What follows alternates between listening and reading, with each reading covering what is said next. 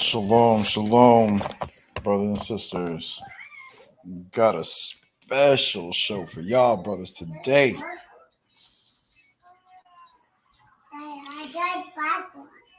Hold on, let me share this feed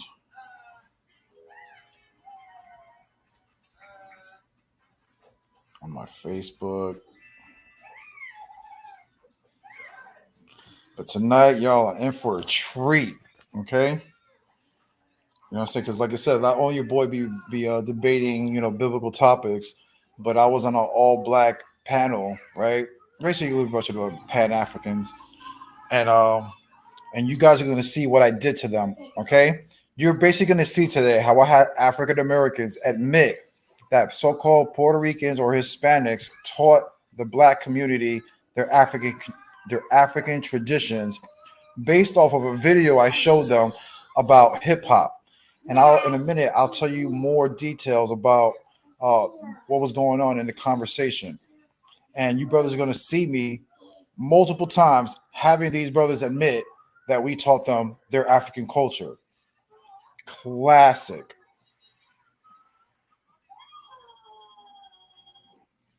Like I said, so tune in. Let me share this on my Facebook page,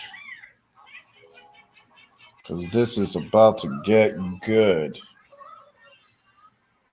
Hold on.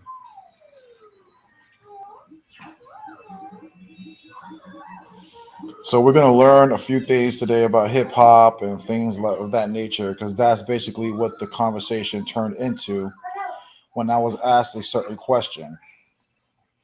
And you'll see what question was asked of me when I play the first video.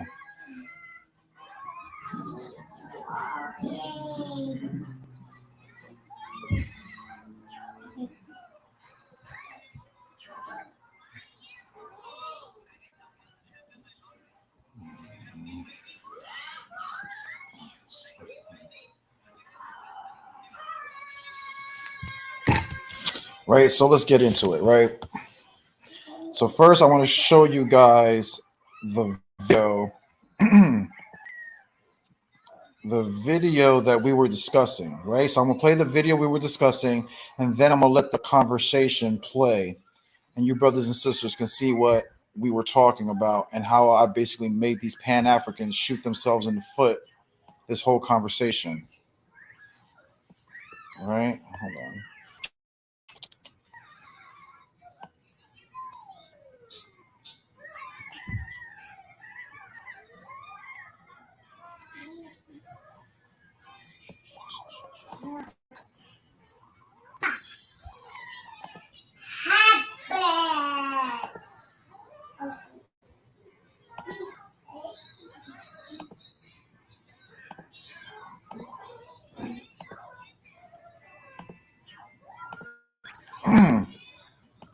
Now, I want you brothers to see this. This is the video how the conversation started, right? The conversation started, I was having a conversation with this Pan Africanist named Anu and brother Timotheus.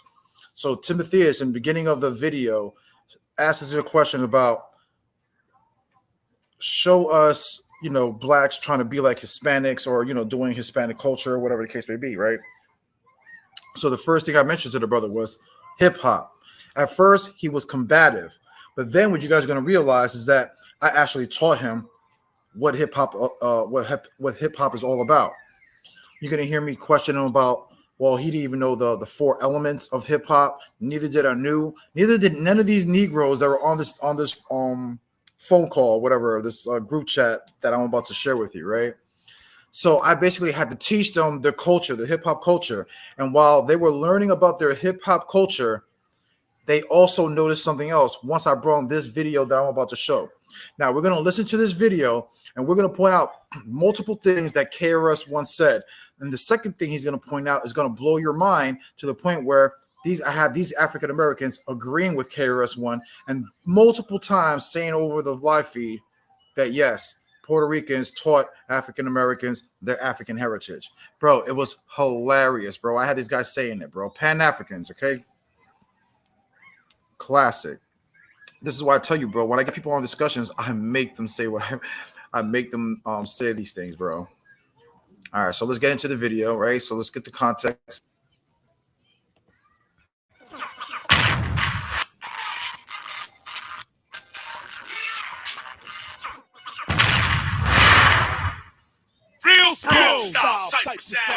Yo, this is one of the most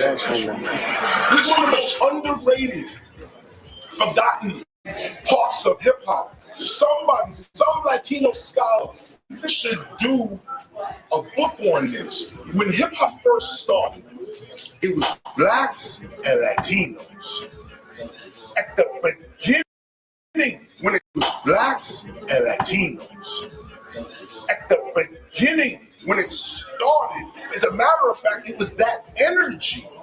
We was already here, slaves in America getting free.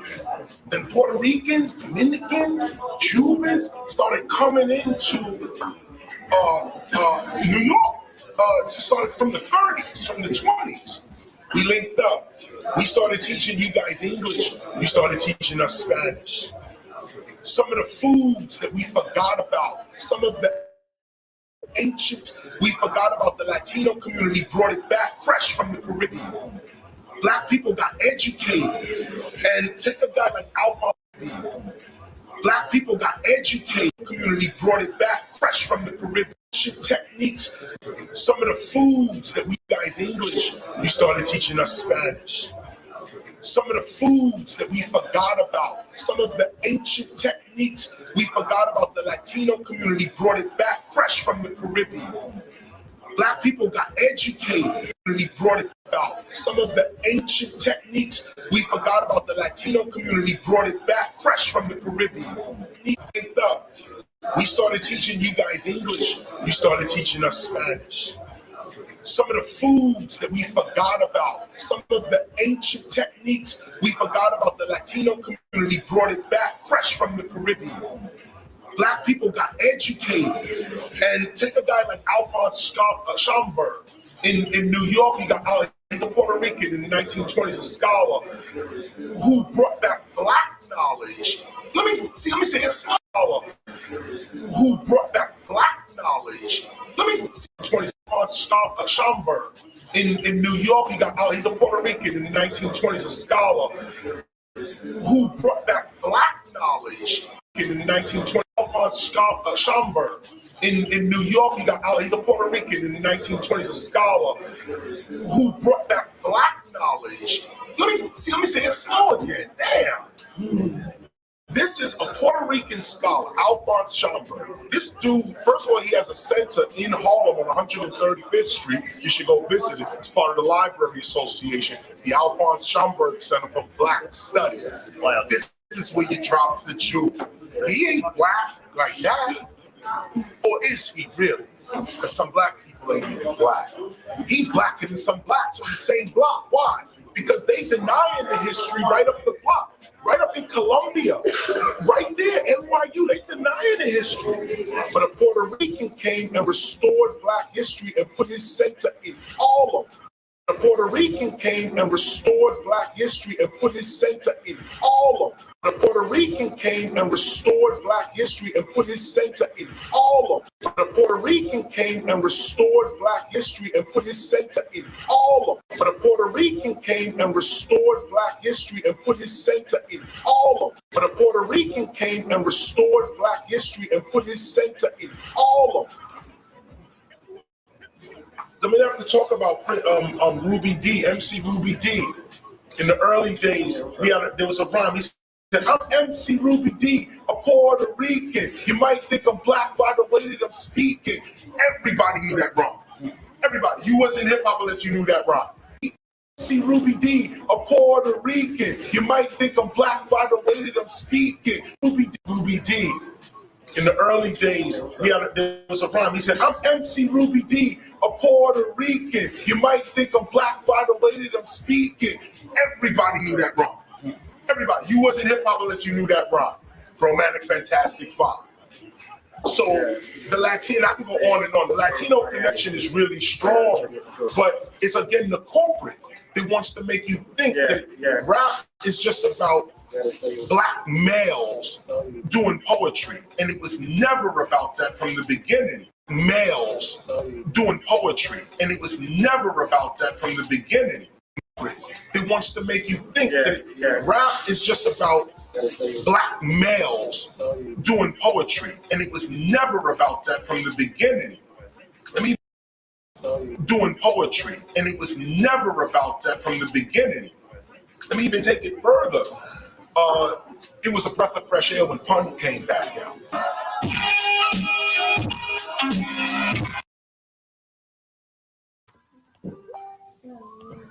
So as you brothers and sisters can clearly see, what was the problem? The problem is we have KRS-One multiple times saying that it was Puerto Ricans that brought back the remembrance of their culture through Puerto Ricans, right? They were going mad. They were going ape shit on this group chat. Oh, how no, it wasn't.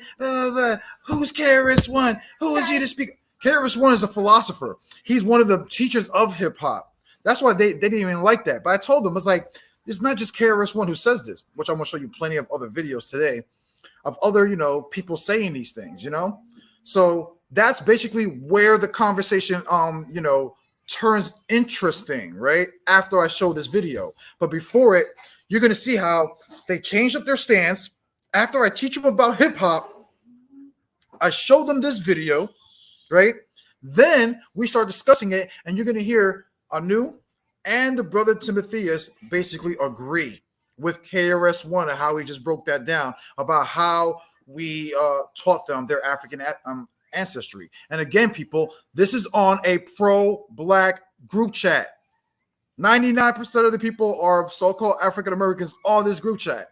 But yet you have Vega, once again, this is not even on a biblical topic, but Vega, once again, going to these people, teaching them something, and then having them admit something that you would never think African Americans would ever say. You were never going to hear African Americans say that they learned their African culture from so-called Hispanics, but you are today, thanks to Vega, bro. Bro, it's gonna be hilarious, right? So let me get into the video, right? Let me stop that. Let me share it. Shalom, Rudy. Shalom, Vega. Facebook. All right. So as you guys can see, that on this panel here, there was what, 6 of us on it? I beat this. Okay, Mama. Hold on. As you see, there's 6 of us. Let me see.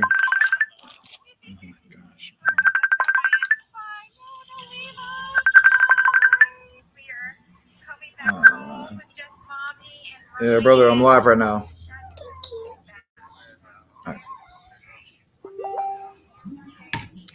All right. Let me see.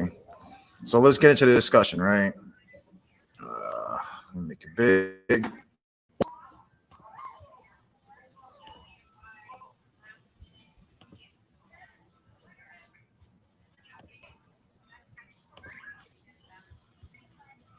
I'm gonna start around the 49-minute mark, right? When we get into the conversation about the hip hop.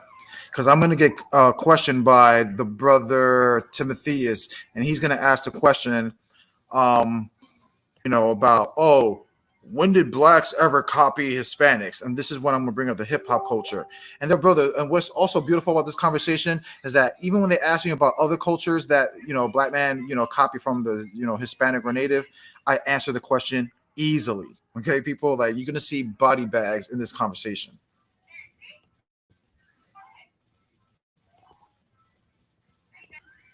I'm saying they're African Americans that dress and act and want to be Puerto Ricans.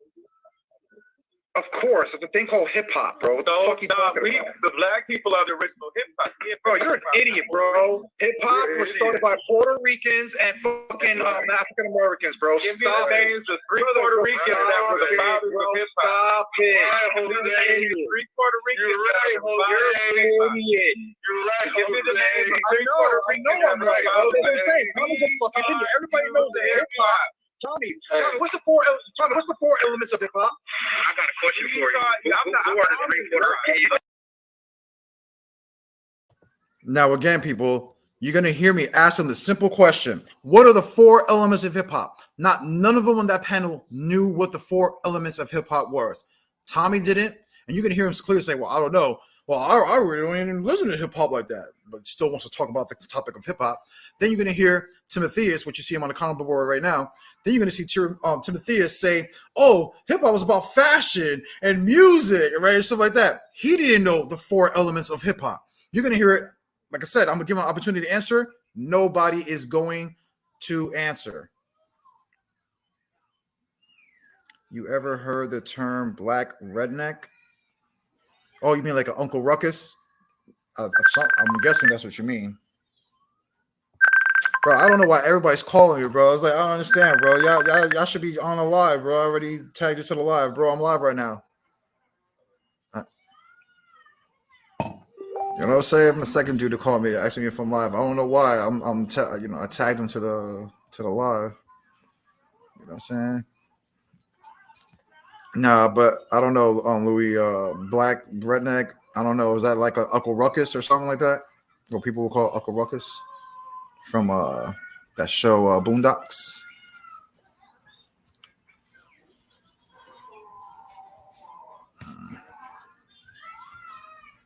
Yeah, I guess you're not typing fast enough, Louis.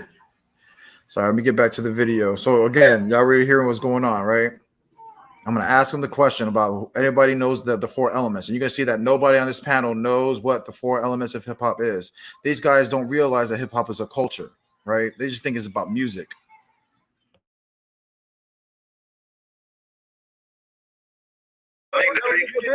Let's go see. Let's test Tommy's black card, bro. The point is, I'm not really into hip hop. I just don't. There you go, people. There you go. But he claims to be a black man. Come on, bro. Stop it. Oh, you're an African American. You don't know about the hip hop culture, bro? Stop it, bro. Stop it, bro. How did you know that hip hop was started by Hispanics and blacks in the South Bronx, bro? The fuck are you talking about, sir? Do you know where I was born at, sir? The South Bronx, sir. No, I'm reading online. Let me read the story, sir. Let me read this. I'm in the 80s, baby, sir. No, you're not. It says hip hop originated. You say Cool Herc is like Jamaican or something. Economically depressed South Bronx. It does not mention no Hispanics. I'm reading it right now. It says look up the rock state. Look up this is why I asked Tommy. This is why I asked Tommy. What are the 4 elements of hip hop? Tommy thinks that only being a rapper. Tommy thinks that only being a rapper makes you a. Tommy thinks that only being hip hop being a rapper makes you a hip hop. Tommy, there are 4 elements. Hip hop is fashion. You have breaking, you have the DJ, and you have the hip hop, bro. Stop calling a rapper makes you a hip hop.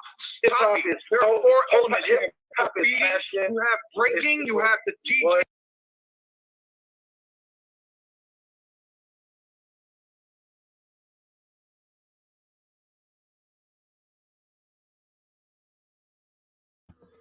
See, right there, it's hard to understand because, Timotheus is, acting kind of crazy. He's trying to talk over me.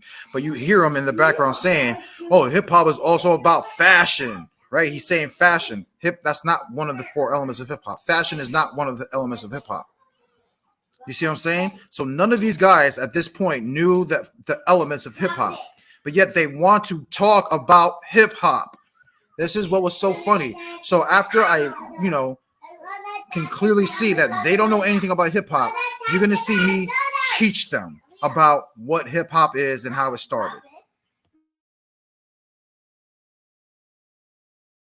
It's not even hip hop, bro. Stop calling graffiti. They call it art. It's the art. It's the art. It's the music. It's the dance and the fashion. In New York City, are the hip hop is the fashion, the music, the breakdancing, and the art. Crazy. Exactly. Exactly. Breakdancing comes from anybody can right now look up the movie, Flash Dance, all that stuff, and you're gonna see nothing but Puerto Rican and so-called African Americans breakdancing in the club. That capoeira. Bro, y'all better stop that nonsense, bro.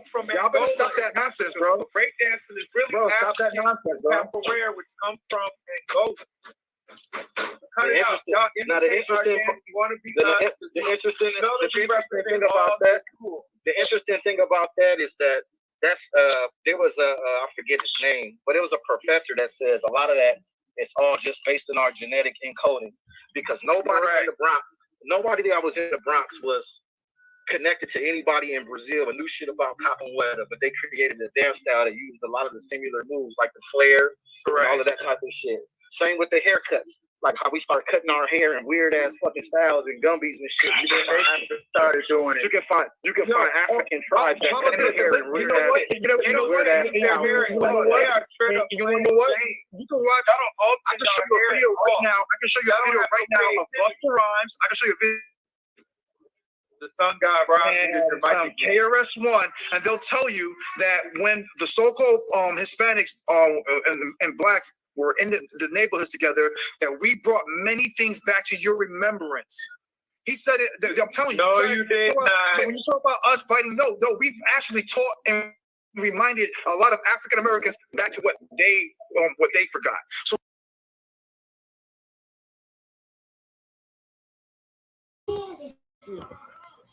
Now let's prove that, because we all just heard him. You heard me just say they have other artists, including KRS-One, Busta Rhymes, and stuff like that, telling you these things, right? So now let's watch a quick video of Busta Rhymes also saying the same things that I was saying that night, right? Let's go share that.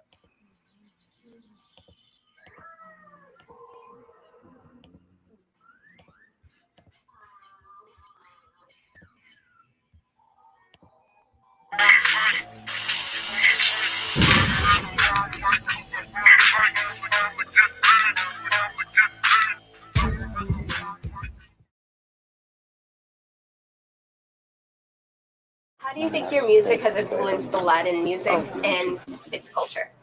I think that, my family is Jamaican and Latino and Jamaican are Caribbean people, with tropical people, with people that understand what that timing and that rhythm and that pocket feels like, in a way unlike any other culture of people, from the bass lines to the way we choose to place our words as people of the Caribbean and of the tropics. I think that it's just it's something you can't really define in words. It's a feeling thing. You know what I'm saying? It's like when you watch Latinos do the salsa, the merengue, and you see Jamaican people, do they shit. It's kind of like something that goes hand in hand, and do they shit. It's kind of like something that goes hand in hand. You know what I'm saying? It's like when you watch Latinos do the salsa, the merengue, and you see Jamaican people, do they shit. It's kind of like something that goes hand in hand, and it ain't a coincidence that in every urban community, the Latino and blacks is there together. That ain't no accident. You know what I'm saying? It's not like you find in every urban community, Middle Eastern and black or Asian and black. You always see Latino and black. And I think we just so a part of each other's cultural significance, not only as tropical people, but even here in the United States. And I think we just so a part of each other's cultural significance, not only as tropical people, but even here in the United States, where the multicultural, because the U.S. ain't got no culture. They shit is all our shit. A bunch of our shit is what makes the U.S. whatever you want to call it. We still don't know what that culture is for the U.S., but it's a mix-up of all of our cultures. And in the urban community, the Latino and the West Indian has the greatest influence, and we've always had, and we'll always will. And it's just been that way so much. And we've always, the Latino and the West Indian has the greatest influence in the community. The Latino and the West Indian has the greatest influence community. The Latino and the West Indian has the greatest influence in the community. You know, the Latino and the West Indian has the greatest influence in the community. You know, the Latino and the West Indian has the greatest influence, and we've always had, and we'll always will, and it's just been that way. So I've actually been influenced by the Latino community, which been that way. So I've actually been influenced by the Latino community, which allows me. I've actually been influenced by the Latino community, which allows me. So I've actually been influenced by the Latino community, which allows me. I've actually been influenced by the Latino community, which allows me to feel that much more comfortable putting my West Indian influence in my music, because they made me feel that much more proud to be like, yeah, man, me, that Jamaican, and I say it. But I'm just saying, a lot of the times, it ain't until you're made to feel comfortable giving it to the people who are what you really are, what your influences are, comfortable giving it to the people who are what you really are, what your influences are, giving it to the people who are what you really are, what your influences are, giving it to the people who are what you really are, what your influences are, your upbringing in the house that you do it. So, you know, being that I've been made to feel comfortable doing it, I think I also got to acknowledge and credit the Latinos for their influence on me. Just the same, also got to acknowledge and credit the Latinos for their influence on me. Just the same way that on me. Just the same, also got to acknowledge and credit the Latinos for their influence on me. Just the same way that I've been able to take that influence and give it back to the music. But a lot of that just has to do with just being around it, growing up a part of it, and, you know, just seeing that it worked. When I was able to do the shit and incorporated it little by little and seeing the shit work, I'm like, man, this shit is not gonna ever stop happening with me, because it's an advantage that I have being of the Caribbean descent, being of the tropical upbringing, being from that environment. I can use that to my advantage.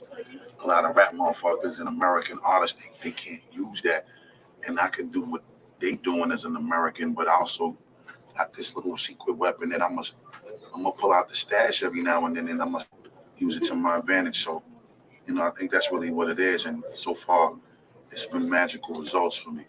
Well, thank you very much. Thank you.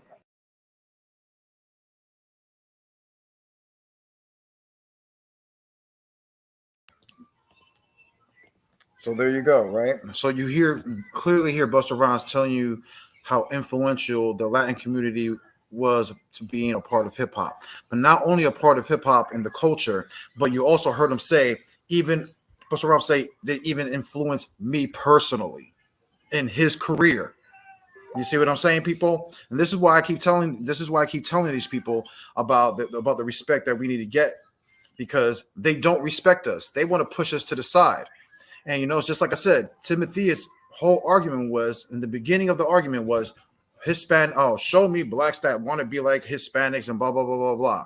But then when I actually showed him the hip hop culture, I answered his question. So then, of course, these guys get butt hurt, they like to switch up, right? Now he's going to pretend. You're going to hear him pretend later on how that was his whole stance. When no, your original question was, show me blacks that are acting like Hispanics and blah blah blah blah blah. I showed it. You know what I'm saying?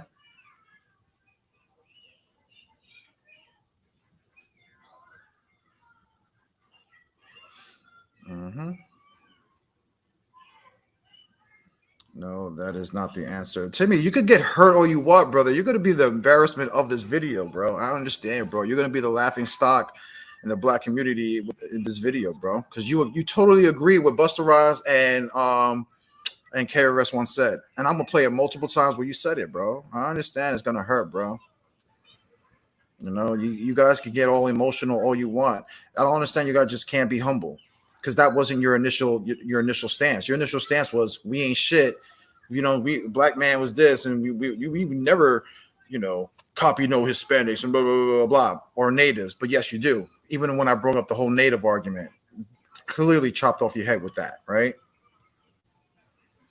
I'll drop the link in a little bit, brother. Let me play the video.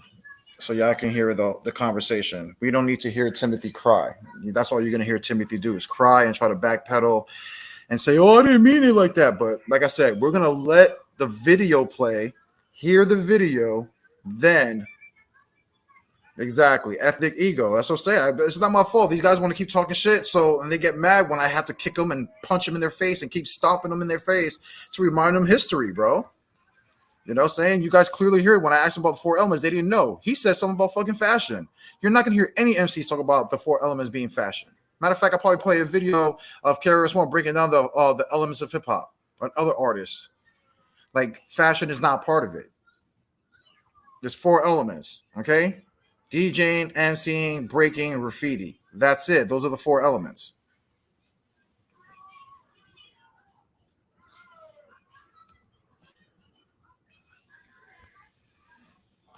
It's not about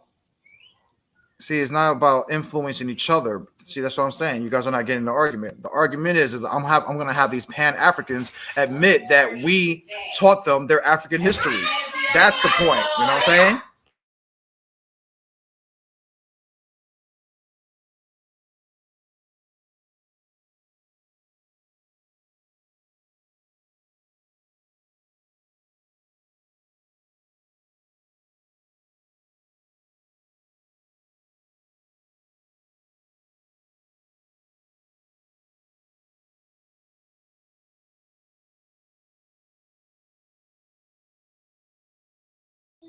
You know what I'm saying? But at the end of the day, you know, Joseph, you know what I'm saying? You know, we had discussions, you know, you was talking about how you're trying to get back into the truth. So if you're going to get back in the truth, you're going to have to step in the truth. All right, let me get back to the video so you can get back to the discussion and hear what's being said. Because look, what's up with that? What's that box? Why you open that box? Pick up those papers. Pick that up and put it in the garbage. Stop it. Prove that. Put that in the bag. What did you see? I already told you. Already know. Look it up. Look up KRS-One discusses hip hop. Looking that up. I'm putting it in the back chat. I'll put it in the back chat. I'll put it in the back chat. KRS-One talking about nothing. I'll put it. You gotta post that in the back chat. I'll put it in the back chat. And I'll show you Busta Rhymes saying the same thing, how both of our cultures feed off of each other, and we've been feeding off each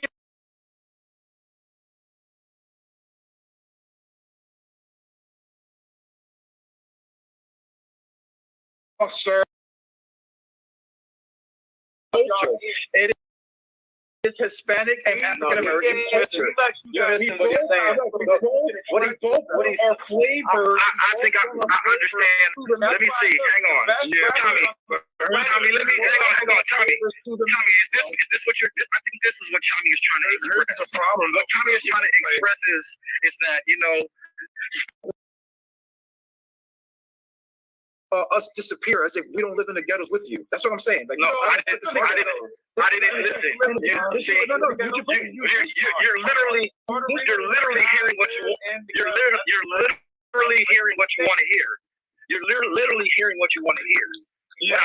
What I said was that you don't, no matter where you go, I didn't even say a city's name. I didn't say ghetto or nothing. I don't know where you got city. I said nowhere in the whole United States amongst so-called African Americans do you find any group of so-called African Americans saying, you know what, honestly, I can't even name nobody Puerto Rican that I could say that they want to emulate that's really famous. And I don't know any Puerto Rican that want to emulate a so-called African American. Bro, y'all consider y'all here on the phone with a bunch of black people again, you know what it is? Like I said, this is what we talking. I already told you. Hip hop culture is both black and Hispanic. It's not just you. But see, look, hold on. Because I ain't even saying nothing. I ain't even saying nothing for real, but I just want to point this out.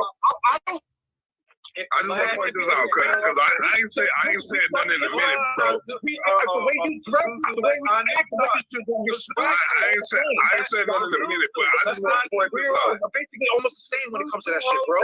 Stop it. So I just want to point this out, because what's being said is, African Americans and Hispanics made X, Y, Z. Well, no, Puerto Ricans, not just Hispanics, Puerto Ricans specifically were the ones who created it with blacks. But Puerto Ricans are part black. They're part African. So again, what are you really saying? So it's really just Africans making You're part white. You're part white. What are you saying? And you have European blood. I just started talking. Calm down, bro. So why did he mention black? Because when you try to the so-called when you try to was started by it was started by now you're saying that black saying that the Spanish are trying to be like what? But the black hip hop was started. Hold on, Calm down, bro. Calm down, bro. Hip hop was created by disenfranchised people that lived in urban areas, and that included hip hop did not. It was not including no Asians. We're not including no fucking Arab. I never said. I never said that.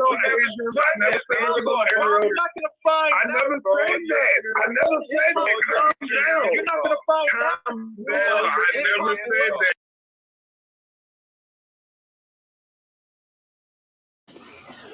See, now, if you guys notice, what Anu tried to do is be like, oh, KRS One didn't mean that, right? He was trying to say it was his African side that said that, right? He was talking about the African side. But the point was this. It don't matter if it was the African side or not. The simple fact is that he still admitted that the Puerto Ricans still taught him that shit. That's the whole point. That's what they're not getting at that point in this a point of this discussion. Anu just wants to keep speaking over, keep talking and talking and talking. But we all heard him. Oh, but there was part Africans and blah, blah, blah, trying to bring Africans into this thing. It don't matter if they were part of these Puerto Ricans were part Africans, right? Or had their little African lineage. The point is that Puerto Ricans still brought it to them. That's the whole point, right? Bro, y'all, this whole it's gonna get worse and worse. Because after our news done, then Timotheus is gonna be the one to basically takes over the conversation, and it's gonna be downhill, bro. I'm talking about you're gonna hear him change his stance. He went from asking about, oh, show us how blacks are following Hispanics to now, oh yeah, we did it together. We did it together. We did it together. That's what I'm saying, bro.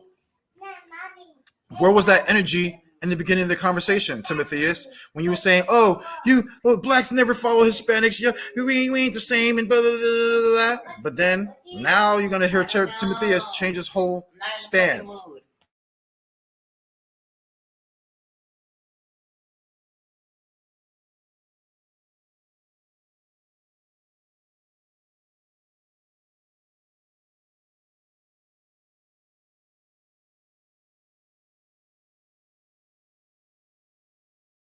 I never said that. I never said. I got a question. Who can tell me trigger, bro? Who can tell me who Clive Campbell is? Every time I talk, this nigga go fucking ham. Without using Google, who can tell me who Clive Campbell is? Shit, quick. Who's Clive Campbell? Oh, that's DJ Kool Herc, the documented father of hip hop, a Jamaican. He's a Jamaican African American. Is he a Puerto Rican? He's a Jamaican African American. His daddy was Jamaican and his mama was from here, or vice versa. Boom. Yeah, Jamaican. Again. Wait. Again. Now, this is where the conversation gets pretty funny. Because what he did was Google. And then he's like asking, oh, quick, answer. What? You mean after the fact that you were Googling this whole fucking time, Timotheus? And then Timotheus pulls out a thing about Kool Herc, right? Oh, he's a founder of hip hop. Why? Because he did a quick Google search. Because he didn't know what hip hop is. He don't know what hip hop is. He did a quick Google search, right? But now let's watch another video about people teaching Timotheus if that's the case about Kool Herc and everything like that. Let's go find out, right? Let's go learn some more. Let's learn some more, folks. All right, hold on. Let's go back here.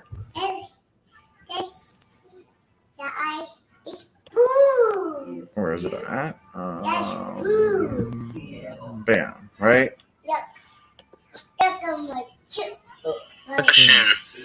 Because apparently there was discussion online about Latinos' role in hip hop, early hip hop, and Caribbeans' roles in early hip hop. Right. I saw Tariq Nasheed asking, was Puerto Ricans involved with hip hop? And the answer is yes. Tariq Nasheed asking, was Puerto Ricans involved with hip hop? And the answer is yes. Yes, undoubtedly, yes. With hip hop. And the answer is yes. Yes, undoubtedly, yes. From the very, remember, if you're talking undoubtedly, yes. From the very, remember, if you're talking undoubtedly, yes. From the very, remember, if you're talking the South Bronx, if we're talking, now, let me preface this by saying hip hop has no birth date, right? So if we're talking about the spirit of the drum, the spirit of the dozens, art, all of that stuff is ancient. So probably no, they had nothing to do with that aspect. I'm only talking about from 1973, the current paradigm to the present day. They were there from the beginning. Most of them played a role in the graffiti and in the breakdancing, but we had DJ Charlie Chase, DJ Wiz, and in the breakdancing, but most of them played a role in the graffiti and in the breakdancing, but most of them played a role in the graffiti and in the breakdancing, but we had DJ Charlie Chase, DJ. And this is what I was telling those clowns all day yesterday. That this guy Timothy kept asking me, "What did you guys bring to the culture? There it is. This is what we brought: the graffiti and the breakdancing. This is where we excelled at. This is where we brought it at. Matter of fact, we'll play another video after this one to show you how it says that. Even though they're going to tell you how we brought that shit to another level.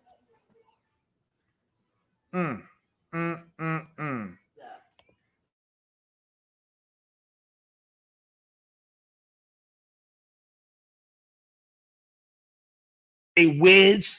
These are some Spanish DJs. Ruby D, Prince Whip is Spanish. A DLB, Peso from the Fearless for the list. Some Spanish DJs. Ruby D, and DJ Charlie Chase, DJ Wiz. These are some Spanish DJs. Ruby D, Prince Whip is Spanish. A DLB, Peso from the Fearless for the list goes on of DJs who were there from the beginning. And those are all because people just asked you to name them, and you already just named some people. So. Okay, yeah. So those were people who were there from the beginning, and we can't deny that. Even my DJ, Lou Breakbeat Florence, he did all of the ultimate breaks and beats, which made a lot of these dudes rich. You know what I'm saying? Because they didn't know how to dig in the crates, and he compiled that. He's been my DJ since 1982. How to breaks and beats, which made a lot of these dudes rich. You know what I'm saying? Because from the beginning, and we can't deny that. Even my DJ, Lou Breakbeat Florence, he did all of the ultimate breaks and beats, which made a lot of these dudes rich. For people who were there from the beginning, and we can't deny that. Even my DJ. And those are all because people just asked you to name them, and you already just named some people. So. Okay, yeah. So those were people who were there from the beginning, and we can't deny that. Even my DJ, Lou Breakbeat Florence, he did all of the ultimate breaks and beats, which made a lot of these dudes rich.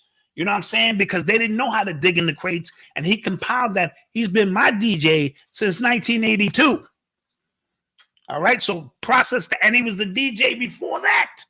You see what I'm saying? So when we start talking about early presence in hip hop, Dr. Dre used the breakbeats, Tyreek. You know what I mean? So that's how him and Eazy-E met. From what I understand, in the record store looking over breakbeats. So there's always been a presence, and then it just became their own tribe. So when it came down to the b-boying and boogieing, that seems to be where their DNA resonated the most. Or with the graph writers, that seems looking over breakbeats. So there's always been a presence, and then it just became their own tribe. So when it came down to the b-boying and boogieing, that seems to be where their DNA resonated the most. Or with the graph writers, we became the MCs and most of the DJs, but it was really all one thing. So it seems to be where their DNA resonated the most. And then it just they became their own tribe. So when it came down to the b-boying and boogieing, that seems to be where their DNA resonated the most. Or with the graph writers, we became the MCs and most of the DJs, but it was really all one thing. So that's how him and Eazy-E met, from what I understand, in the record store looking over breakbeats. So there's always been a presence, and then it just they became their own tribe. So when it came down to the b-boying and boogieing, that seems to be where their DNA resonated the most. Or with the graph writers, we became the MCs and most of the DJs, but it was really all one thing. So for as far as I can remember, and I've been in hip hop since '77. So because people like to fragment the history on founders and everybody else, when there are so many different components that added to hip hop. And somebody said, well, it didn't just happen in the Bronx. No, it originated in the Bronx with DJ Kool Herc. I don't think there's any refuting that. All right. And it spread fast to many different places.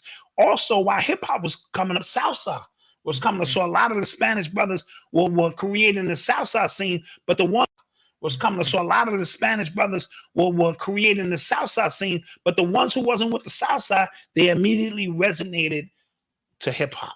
So yeah, the Boogie Down Bronx, if anybody tell you anything else other than Kool Herc, then they need to get their history in order. Else other than Kool Herc, then they need to get their history in order. Else other than Kool Herc, then they need to get their history in order. All right. And this is from the author of Hip Hop Dakota. Yes. Put respect on the structure. Yes.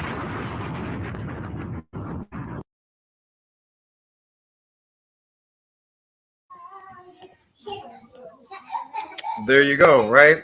Other OG telling you how hip hop started, and how we were there from the beginning, and how on the Hispanics brought the b-boying and the graffiti, while the so-called African Americans were doing the DJing and the MCing. Okay?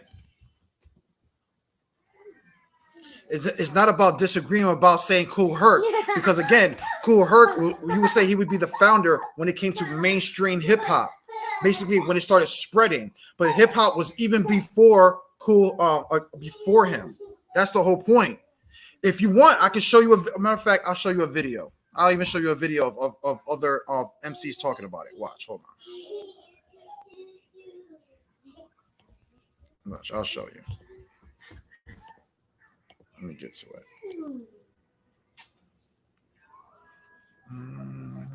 My baby. Where is it? Okay. And kissy missy. All right, hold on. I love you guys. I love my mommy, my daddy, my nanny. Yeah, and you. I'm hugging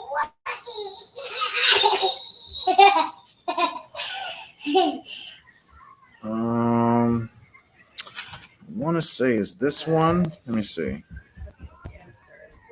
But still spitting real hip hop. He also thought a lot about. Nah, it's not that video. Hold on. Which video was it? Where did I put it at? I think I'll put it under my watch later videos.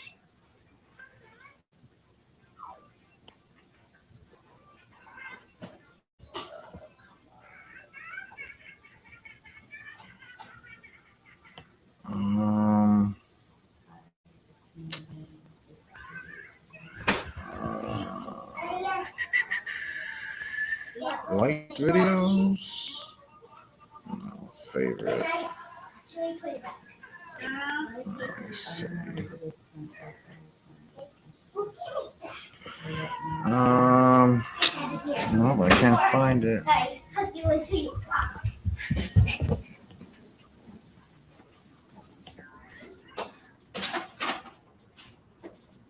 Hold on. No. Take it off. Go pee in the toilet. I need to use the brush. The Mexican house called a fire. They drink for us. between the two. One chant in particular that I heard a lot of, which you see how relevant it is to the hip hop generation. All right, hold on. I think I put it under. I think I put it. Where's my Facebook one now? What's going on? What is going on?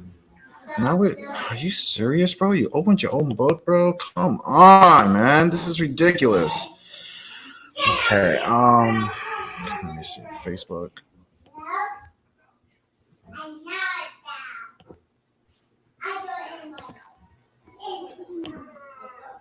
Let me see.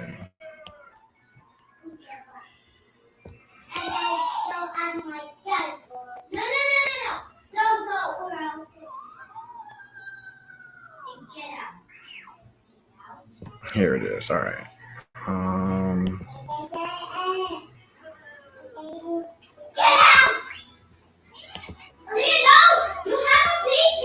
All right, let me share it with you, brother. I got you.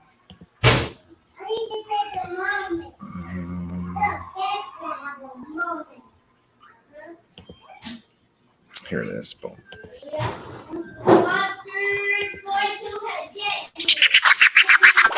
I ain't no joke. I used to let the mic smoke. Now I slam it when I'm on the big show. Hip-hop created a musical landscape in the 70s and early 80s by giving New York or the Bronx, especially the Bronx, a musical foundation or a new start because we were just coming off the 60s where the entire city was bankrupt. That environment kind of gave birth to hip-hop. Hip-hop is a culture based on four foundational elements: DJing, MCing or rap, graffiti, and breakdancing. People use the terms interchangeably. Rap. Foundational elements: DJing. Hip-hop is a culture based on four foundational elements: DJing, MCing or rap, graffiti, and breakdancing. People.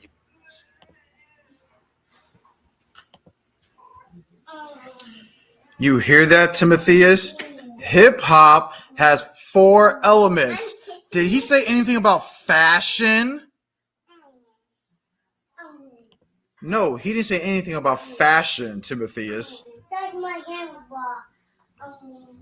know what I'm saying? Timotheus, you're getting cut up left and right with this stuff. So he didn't say anything about fashion. He said the four elements: DJing, MCing, graffiti, breaking. I didn't hear anything about fashion. That's the whole point. And I said the art is a graffiti art. No, again, you said fashion, dress, and you're going to clear it up later on in the video too. When the sister Shana got into the conversation, you said the same thing again about the dress and the fashion. No, fashion and art, not the same.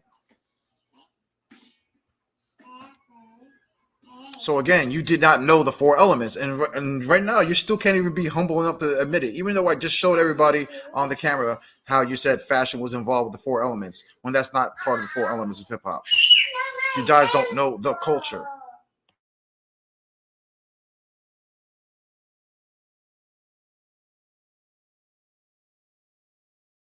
MC is a culture based on four foundational elements: DJing, MCing or rap, graffiti, and breakdancing.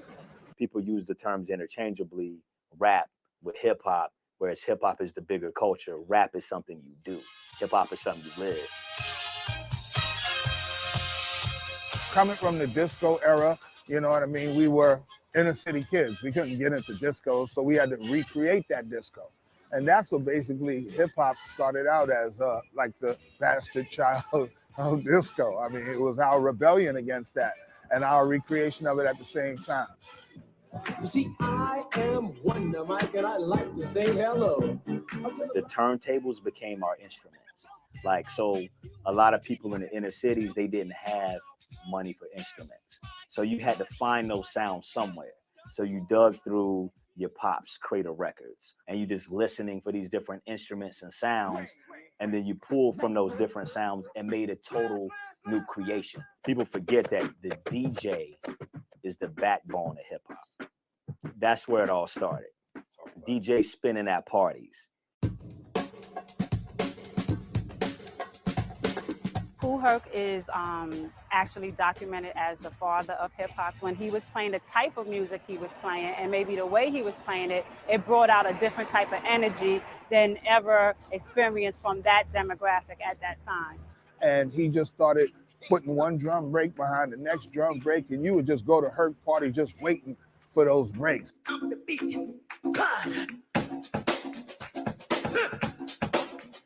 B-boy and B-girl comes from Kool Herc. B meaning break. Okay, break boy. You dance on the break. That's it. It all ties into dancing and really going off during the break beat of a song at a party back in the days. And then there was different parts of the record where you could talk over it and then the beat's still going, but you don't lose the attention of the record or the main part of the record. That evolved to MCs getting on the mic and just saying things to keep the party going, which evolved into actually rhyming and rapping, because these different MCs will have little sayings that they said. Party people, if you're ready to rock, let me hear you scream. A teenager named Africa Bambaataa started the Zulu Nation at the Bronx River Projects. It was a new type of gang which focused in on music and dance. Bambaataa was the first guy to say, hey, let's all come together. You can all play on my set. So he was integral in uniting hip hop. And in '82, when Planet Rock came out, became a universal hit. That just added to his prominence and his outreach to the rest of the world. The connection between hip hop and graffiti, it's an urban thing. Though it was here before the actual rest of the elements of the culture, the people involved in graffiti were directly involved in hip hop as well. Fab Five Freddy was the bridge between hip hop and graffiti. He brought the South Bronx and the people from Harlem downtown to where the hipsters and where Keith Haring was and Madonna were hanging out. Before he was a DJ at Yo MTV Raps, he was a graffiti artist. MTV made hip hop global. It broke it out of being a niche kind of music or something like these black kids or Latin kids are doing in certain urban areas to something global. It broke it out of being a niche kind of music or something like these black kids or Latin kids are doing in certain urban areas to an actual viable genre of music that urban kind of music or something like these black kids or Latin kids are doing in certain urban areas to black. It broke it out of being a niche kind of music or something like these black kids or Latin kids are doing in certain urban areas to an actual viable genre of music that reached middle America and mainstream America. Particularly Walk This Way was the record that took hip hop next level on MTV, man. That collaboration with Run DMC and Aerosmith was just perfect. That was really the moment that hip hop became global, and MTV played a big part in it. UK, South Africa, where, you know, English is one of their major languages. You see it in Brazil, you see it in Japan. You know, they're big into the culture, man. And you'll go to a concert in Japan, man, and they're rapping every word in English, and then they don't speak a word of English. Hip hop connected the world and music together. This is what the Score did. This is what Puffy did. Dr. Dre did some of this stuff too. That record I've done for Shakira. Hello? It's hip hop and hip hop working together. You know what I mean? I think institutions are trying to preserve hip hop. When you see places like art galleries, you see it in fashion, you see it in business. I think that's preserving hip hop, even when people don't realize that's actually preserving it. Welcome to Hush Tours, the original and the only hip hop sightseeing tour on the planet. Hush Tours is a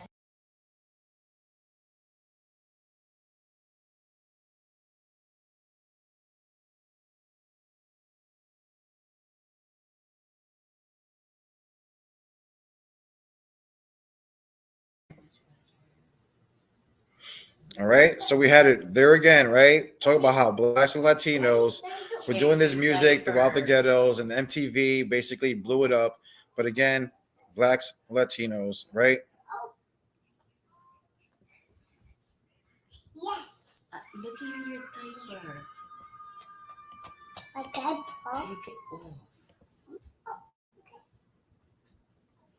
running through your pants. You know what I'm saying? So yes. Now let's go back to the video. Like I said, we're gonna get to the parts where you guys get more interesting because we still have a lot to listen to.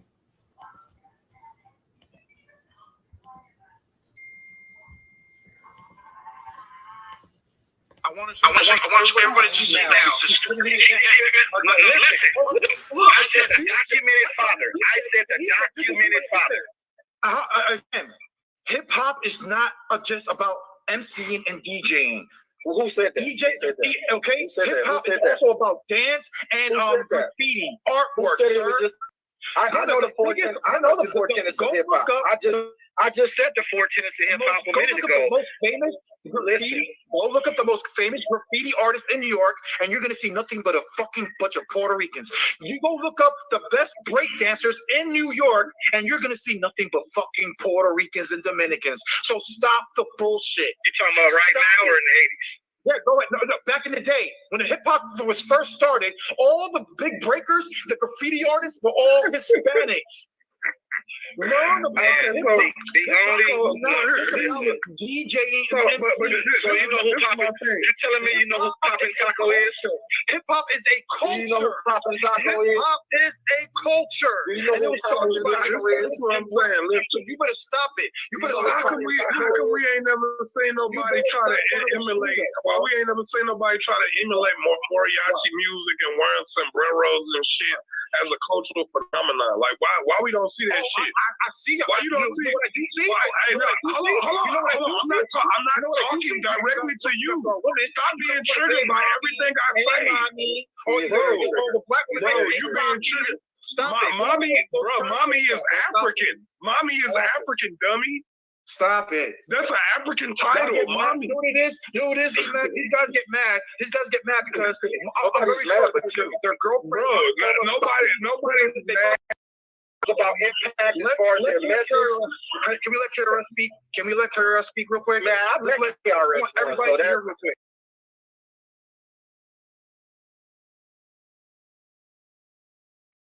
All right, finally, we're getting to the part when I'm about to play the KRS-One part of the video, right? After they're going to hear now about what KRS-One says. And again, this is where the butt hurt stuff is going to happen.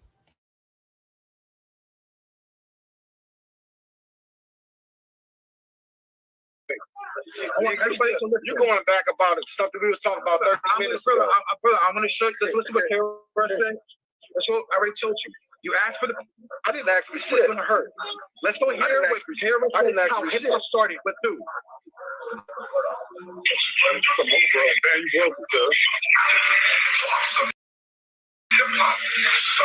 Some Latino scholars when hip hop first started. There's so much background noise, I can hear shit. When it started, as a matter of fact, it was black energy. We was already here, slaves in America, getting free. And Puerto Ricans, Indians, Cubans started coming into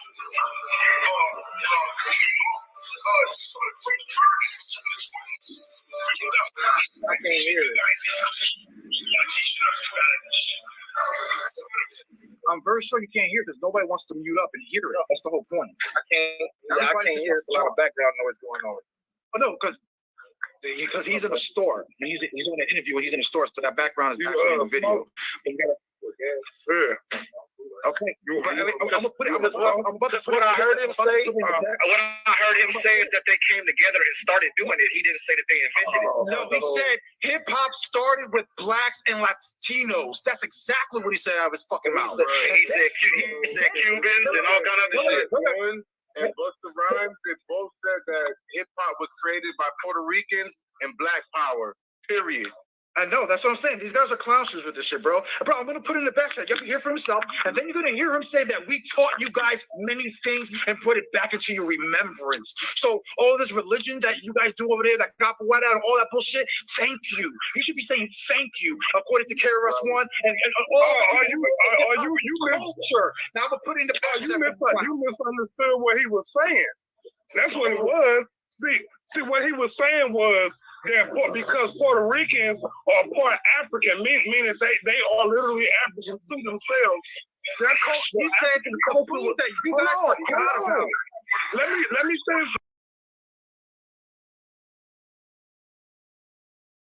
You see, right there, you have Anu trying to get away from it, right?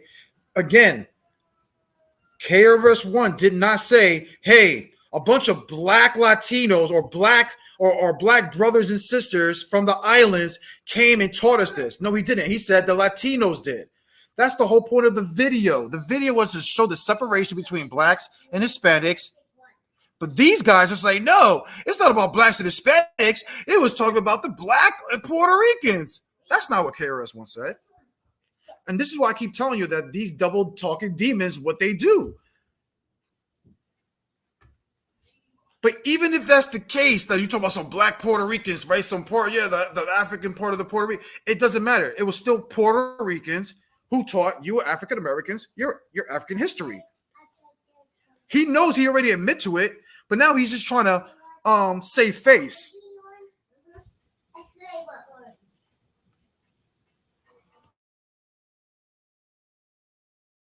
Let me cook. How are you going to speak for the man? I'm trying to play the video, and you're trying to speak for him. The same way you speaking for him. I can speak for him. Y'all join that greatest Puerto Rican shit, bro. So why Puerto Ricans bring African shit back to Africa, but they didn't bring nothing Puerto Rican to it? You know what's so funny? What's Puerto Rican label? The whole argument started off about who biting who. And I just taught you, and look at EMAC, I just taught them that they learned everything from us. We brought it back to their remembrance. So you guys beat us. The argument started off about who biting who. And I just taught you, and look at EMAC, I just taught them that they learned everything from us. So why Puerto Ricans bring African shit back to Africa, but they didn't bring nothing Puerto Rican to it? You know what's so funny? What's Puerto Rican about what they brought to the table? The whole argument started off about who biting who. And I just taught you, and look at EMAC, I just taught them that they learned everything from us. About what they brought to the table. The whole argument started off about who biting who. And I just taught you, and look at EMAC, I just taught them that they learned everything from us. We brought it back to their remembrance. You see that, Timotheus? You see that, Timotheus? I had to remind you about the initial question. I had to drop out the initial question.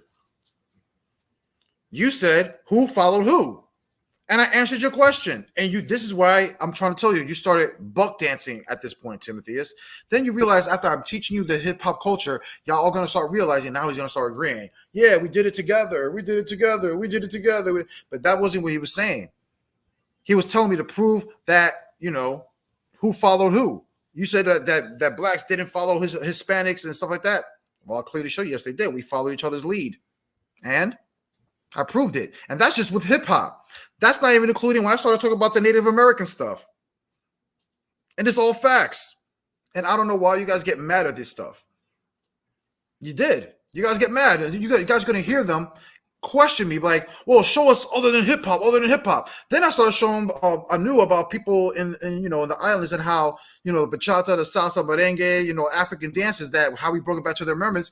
He said he agreed, but then he was like, oh, but no, I'm not talking about that. But what do you mean you're not talking about that? You were just talking about, show me another, like something that we did for you guys in hip hop, and I'm telling you over here in the islands what we did.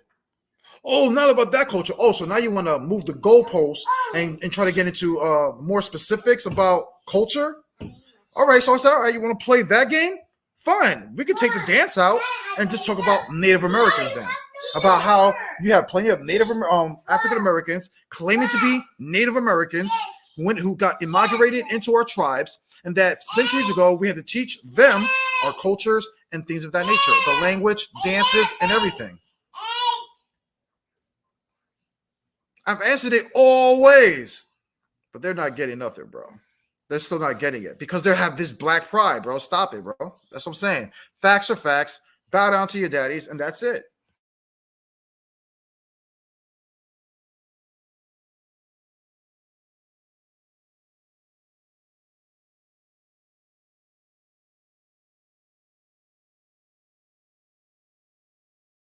So you guys can feed us. How you feeding who? And I just taught and look at EMAC. I just taught them that they learned everything from us. We brought it back to their remembrance. So you guys can feed us. How you teach us when it was KRS-One? How you see this when it was KRS-One, the one who bought the shit out? You not KRS-One. You are not KRS-One, bro. The Puerto Rican man wants to be now you taking credit for now you taking credit for KRS-One. Puerto Ricans want to be like the black man, but I have to show you that according to KRS-One, we want to be the black man talk to that. And the new black man talk to that. Oh, the African black man taught you that shit, Jose. Jose, the black man taught you that shit. Everything from the Puerto Rican man. The black man taught them that shit. The black, if it was not for KRS-One, you wouldn't know that shit to this day. It was KRS-One, a black man, who taught you that shit. The KRS-One taught you that shit. Monkey ass shit. You learned from us, boy, and you just proved it. No, look, how you gonna say you learned?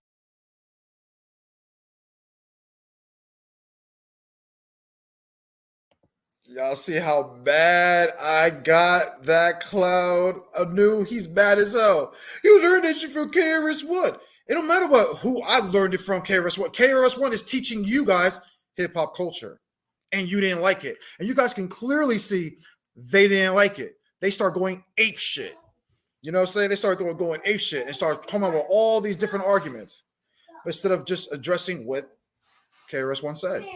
In a few minutes, you're going to hear Timotheus say that he agrees with everything KRS-One said, that he agrees with that we taught them their African history. He's going to say it multiple times, especially around the end of the conversation, like at least 4 to 5 times. So Timotheus, he's already chopped off from this conversation for even having this conversation. From us when what you brought to us already belonged to us. You just said that. It already belonged to us. You can't do that. Everybody just heard you say that the culture was passed off. Everybody heard you say that the culture was from the black man, but then you said that KRS-One was talking about how the culture that we brought to you was from our African culture. So let's clarify some shit. Do it. Let's clarify. Let's clarify. KRS-One says thank you. I have a question.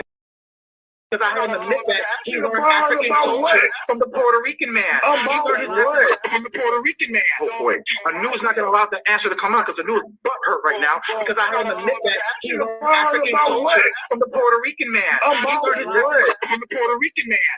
That's what he just admitted. He's done right now because Anu's already done. You already got his head chopped. You're not even. No, I didn't, nigga. You just won't let nobody speak. I'm not going to lose my voice for fucking with you. So. I agree from listening to what KRS said, because you didn't teach it, KRS taught it. But I agree that what KRS said, that, you know, that their African culture that they brought was a remembrance, you know, bringing a remembrance of our culture and things that we forgot. But I agree. I'm not going to lose my voice fucking with you. So I agree from listening to what KRS said, because you didn't teach it, KRS taught it. But I agree that what KRS said, that, you know, that their African culture that they brought was a remembrance, you know, bringing a remembrance of our culture and things that we forgot. So if they were bringing, if Puerto Ricans brought forth and their African culture that they brought was a remembrance, you know, KRS said, because you didn't teach it, KRS taught it. But I agree that what KRS said, that, you know, that their African culture that they brought was a remembrance, you know, bringing a remembrance of our culture and things that we forgot.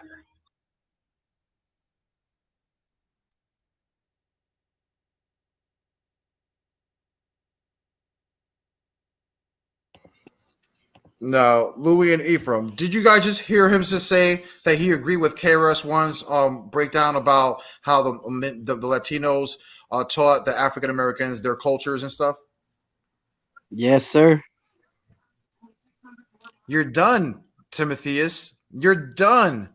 You agree with him that we taught you guys your African culture, brought to remembrance a lot of your foods, your ancient techniques, And to the point where he even brought up the Puerto Rican scholar in 1920 who went around teaching African culture to the African Americans.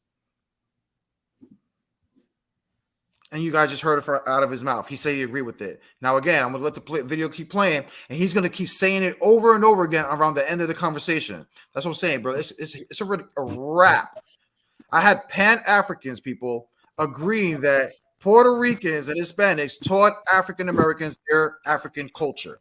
So Sinetta, basically the black conscious community, owes the so-called Puerto Ricans and Cubans a big thanks.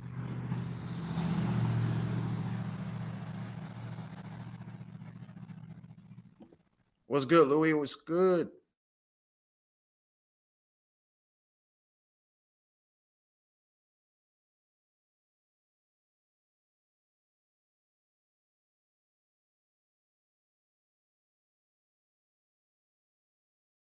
So if they were bringing, if Puerto Ricans brought forth in remembrance of African culture, what Puerto Rican did they contribute? What part of Puerto Rican culture did they contribute? Right, that's all I want to know. The thing called hip hop. That's not Puerto Rican. What you call breakdancing? Again, you asked the question, and again, I can't fucking answer.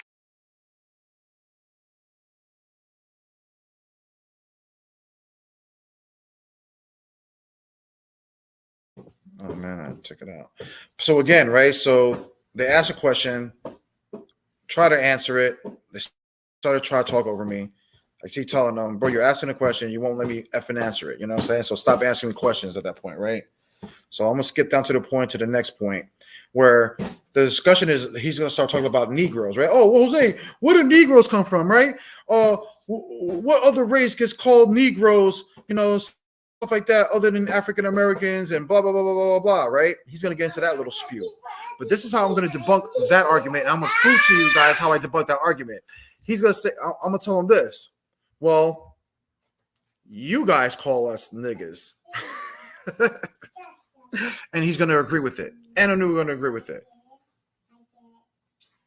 So that's what I'm saying. It's like whenever these guys speak, it's like sometimes they don't think intelligently when they be talking about these certain topics and stuff. It's like they don't think it over. I don't understand what's wrong with them. All right, but let me get into it.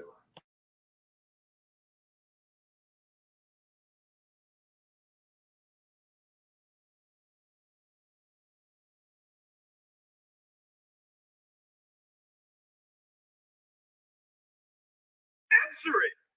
So suck my dick.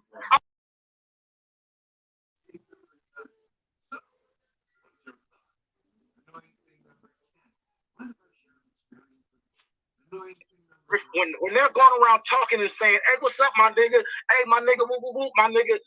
If you ask them about nigga, they're gonna say it's Puerto Ricans, or they're gonna equate that to so-called African Americans. It's the term nigga, not negro, and all of that shit. My question was, is the term nigga, N-I-G-G-A, synonymous with so-called African Americans, or is it synonymous with Puerto Ricans? When people say, look at them niggas over there, are they gonna say you mean them Puerto Ricans right there? No. Right. Them niggas robbing. Them niggas robbing. People call Puerto Ricans niggas though. I know, that's what I'm saying. I know, that's what I'm saying. They think they're saying things something intelligent. That's what I'm saying. That's what I'm saying. Did I say intelligent? Did I say that white people don't call Puerto Ricans niggas? Did I say how they moving? Now, once again, I apologize, right? I apologize how messy it got. Because again, you know I don't really allow fuck shit like that to happen on my channel, with just people just speaking over each other like animals and shit like that. But of course, when you're dealing with a bunch of Canaanites, that's usually what happens, right? They usually don't like to have conversations. They just try to drown you out whenever you speak, right?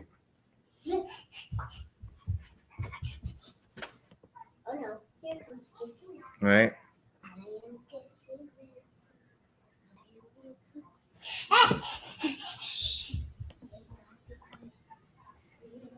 Salakia, brother, you don't have to apologize for that. because you did a great job, bro.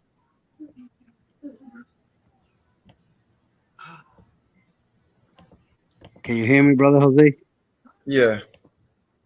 Yeah, you don't have to apologize for that. I just got called racist again by brother Malak.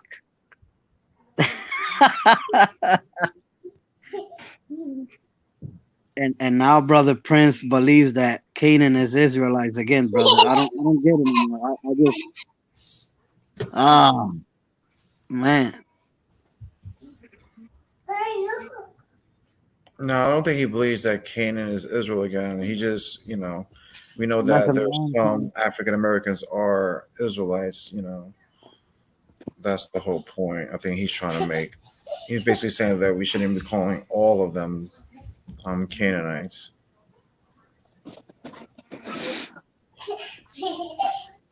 Exactly, Ross. That's what I'm saying. And that was the point I made before this, right? Because he was asking about the Negro shit. I was like, well, that's actually, native culture. Like that's what we used to call each other all the time. Negro this, negrito, and all that stuff. Then he was trying to get over. No, I'm not talking about negrito and negro that means black. I'm talking about niggas, right? That's what he was going to start talking about. But look how I answer his question when he starts getting into that point.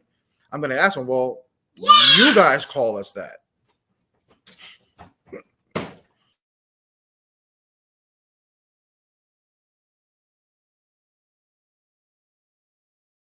Y'all talking about moving the goalposts. Y'all talking about moving the goalposts is so funny. Y'all talk about moving the goalposts, but y'all moving that shit like a motherfucker. So, and you know what? And your own people, even nobody say that people didn't call Puerto Ricans niggas. I asked, is it synonymous? Right? Do you understand what synonymous means? Man, them niggas down the street, they just jumped us. Who? Those Latin kings? They gotta specify who. The Latin kings, they have to specify. You guys call us niggas, yes, you guys. Like, we call everybody niggas. Those Latin kings. They gotta specify who. The Latin kings, they have to specify. You guys call us niggas, yes, you guys. Like, we call everybody niggas. And you Latin kings. They gotta specify who. The Latin kings, they have to specify. You guys call us niggas, yes, you guys. Like, we call everybody niggas.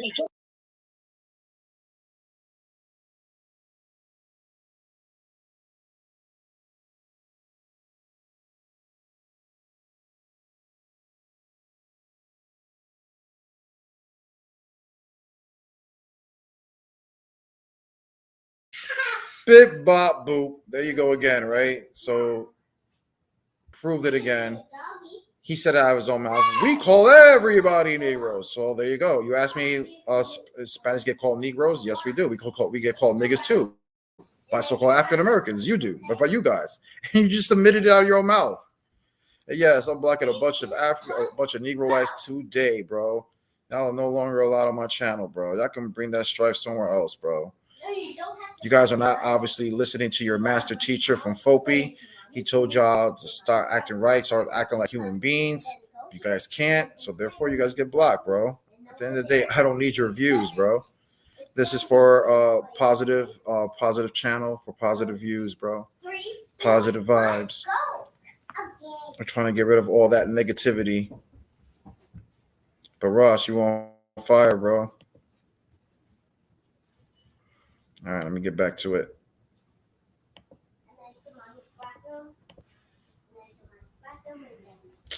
If you tell everybody.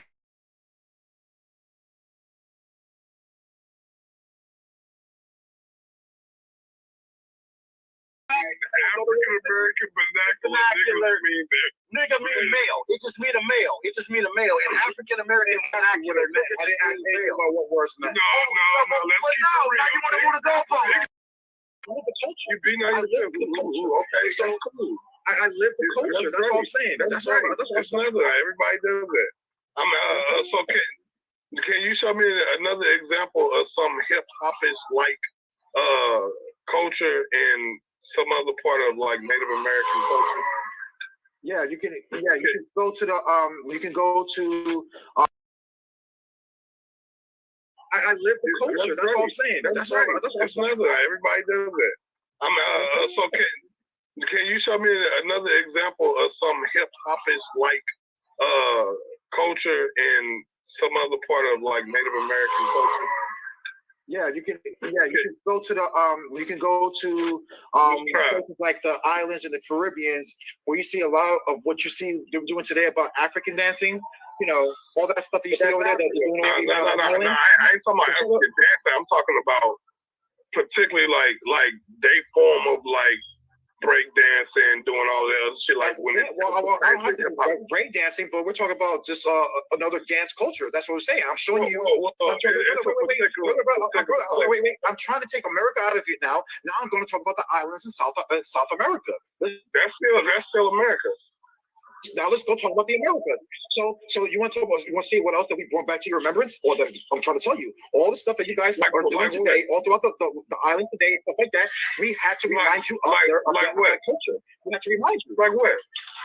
All those dances that you see that goes in. Dancing is just one thing. Okay, I mean like that's all those African dances that you see that they do right now on the island. Okay, so basically you saying the entire culture of Africa is just dancing. So you saying that the entire culture? So are you saying the entire culture of? Okay, so y'all see clearly right there. I had Anu agree with that. We brought more culture down to the people in Central and South America. He clearly agreed with it, right? That's going to kick into later on in the conversation. Because like I said, Timotheus is going to try to take over in this discussion. And like I said, I'm going to have Timotheus admit over and over again how to me about how we taught them their culture. Now pay attention because it's coming up soon.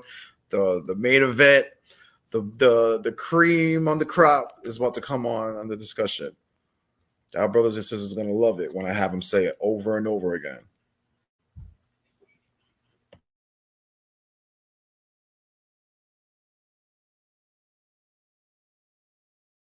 Africa is just dancing. So you saying that the entire culture? So are you? You know, when you look at the break dancing, you can see the capoeira and all of that, and all the African influence and all of that, right?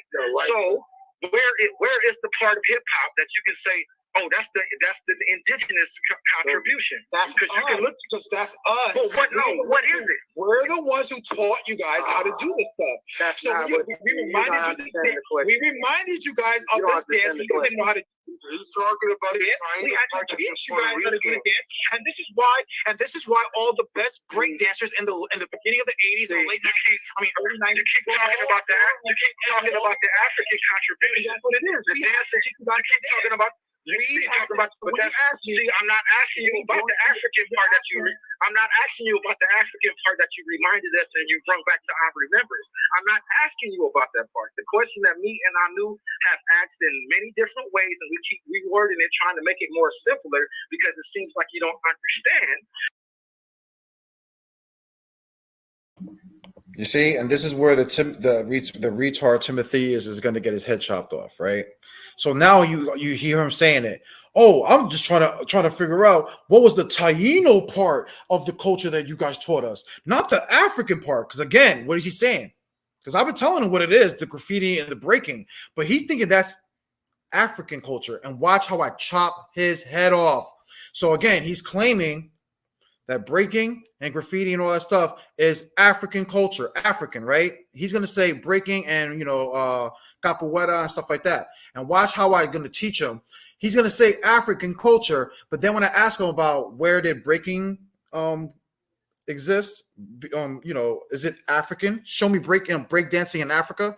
Couldn't do it. He had to admit that, yes, breaking was actually from the Americas. Same thing with capoeira. I said, all right, well, what about the capoeira? Because he said there was African culture. I'm going to have him admit that, no, it's not African culture. He's going to even admit that it was even started in Brazil. Bro, I was body bagging these guys all night. All day yesterday. It was crazy. 8-hour conversation. This video is actually like 8 hours long or something like that.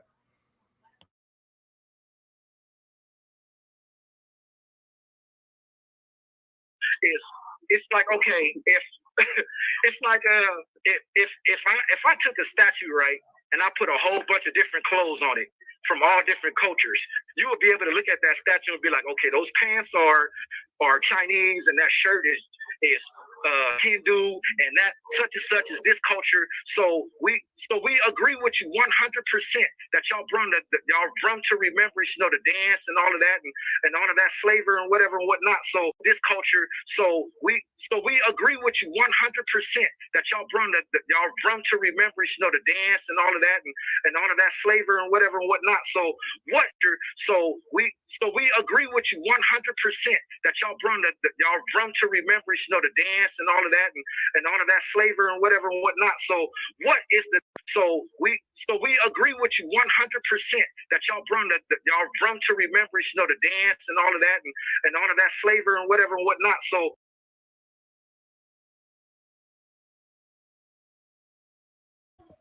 Hey, yo, Ephraim, what did I just have him admit? Well, you have him admit to everything that he was disagreeing in the beginning. No, I'm saying, but what did he say specifically? What did he just say? Yeah, we taught him everything. There you go, people. There you go. I want to hear it again, Timmy. Am I taking it out of context, Timmy? Like you were saying earlier on my group chat? Oh, I'm gonna chop and screw it, and I'm gonna mix it up, and I'm gonna make you say it the way I want you to say it. No, you said it the way you said it because this is just what you said. Yeah. I don't need to play with the tape. It's right here. Let's hear it again, people. These guys are clown shoes with this stuff.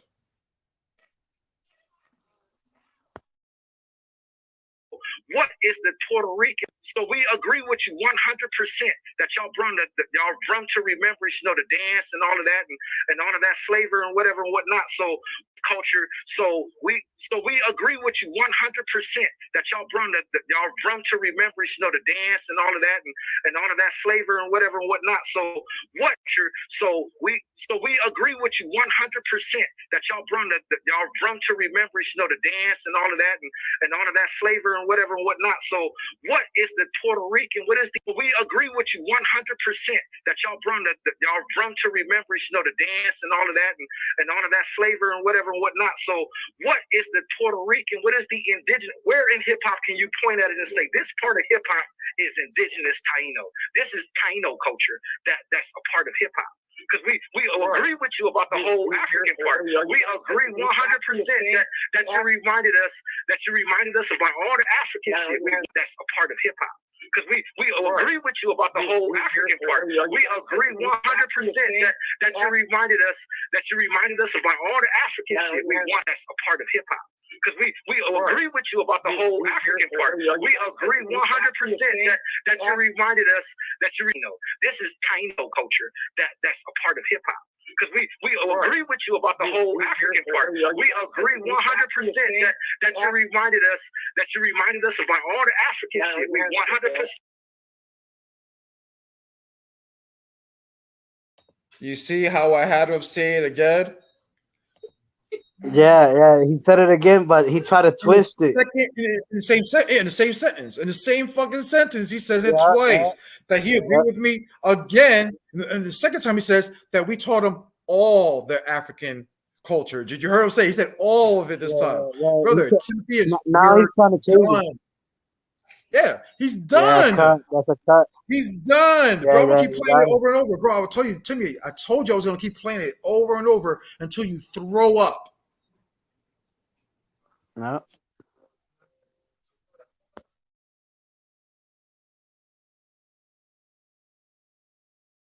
Said 100% agree with you about the whole African part. We agree 100% that you reminded us about all the African shit. We want that's a part of hip hop.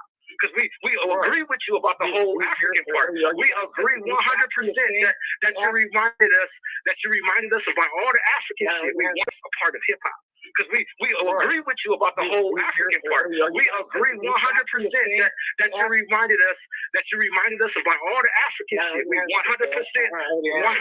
on board with you. The whole African part. We agree 100% that you reminded us about all the African shit. We 100% on board with you. The whole African part. We agree 100% that you reminded us about all the African shit. We 100% on board with you. We 100% on board. That's what I'm saying.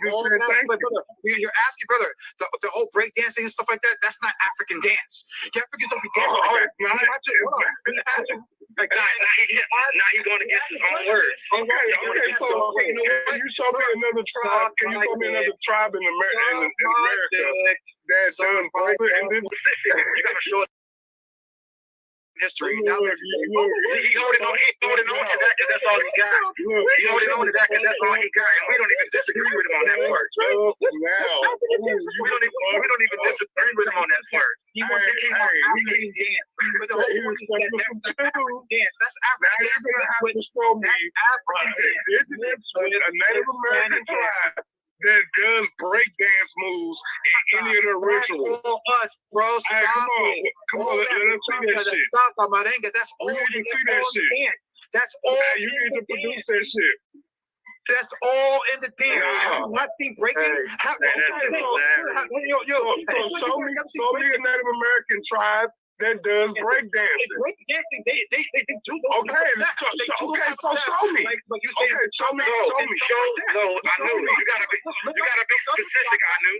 You gotta show a Native American. See, as you all can see, I have the Canaanites triggered. Bro, Anu and Timotheus can't stop talking. They just talking over me. They're asking me, oh, show me this, bro. They're asking me questions, but they're not allowing me to speak. And every time I'm speaking, they're acting like a bunch of animals. It's crazy.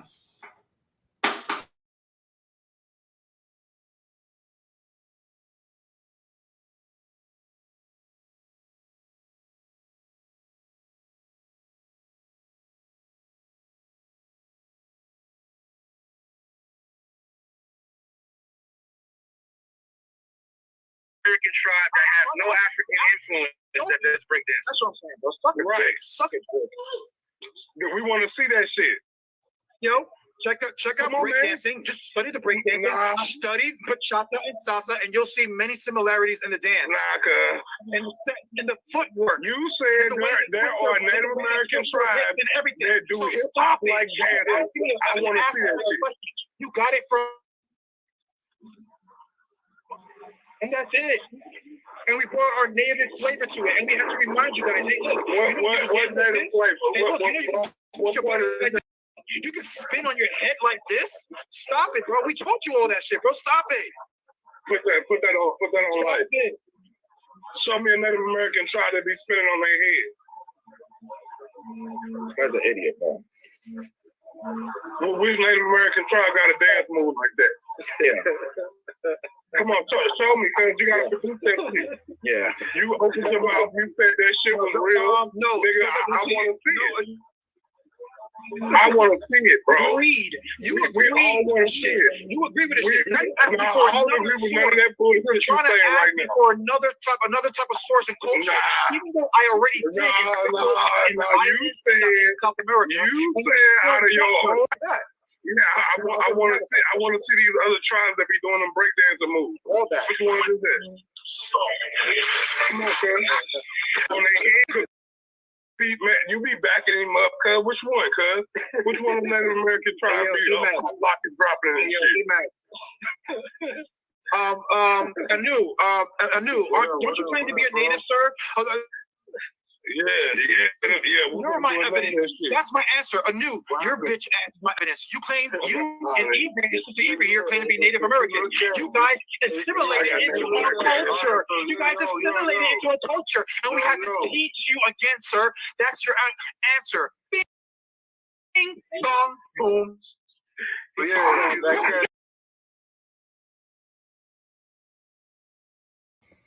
Yeah, man, that was a body bag right there, right? Oh man, bing bong, Boom. Because again, he asked me before another culture. So what I just do, just mention Native Americans and say how you have many Negroes that immigrated into Native American tribes, and those natives had to teach those Negroes or African Americans that ran away from their slave masters or whatnot, or just joined the tribe, their culture.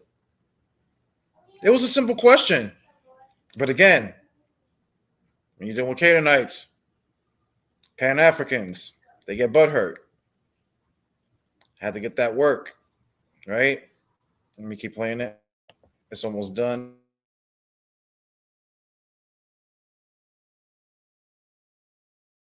Keep going back.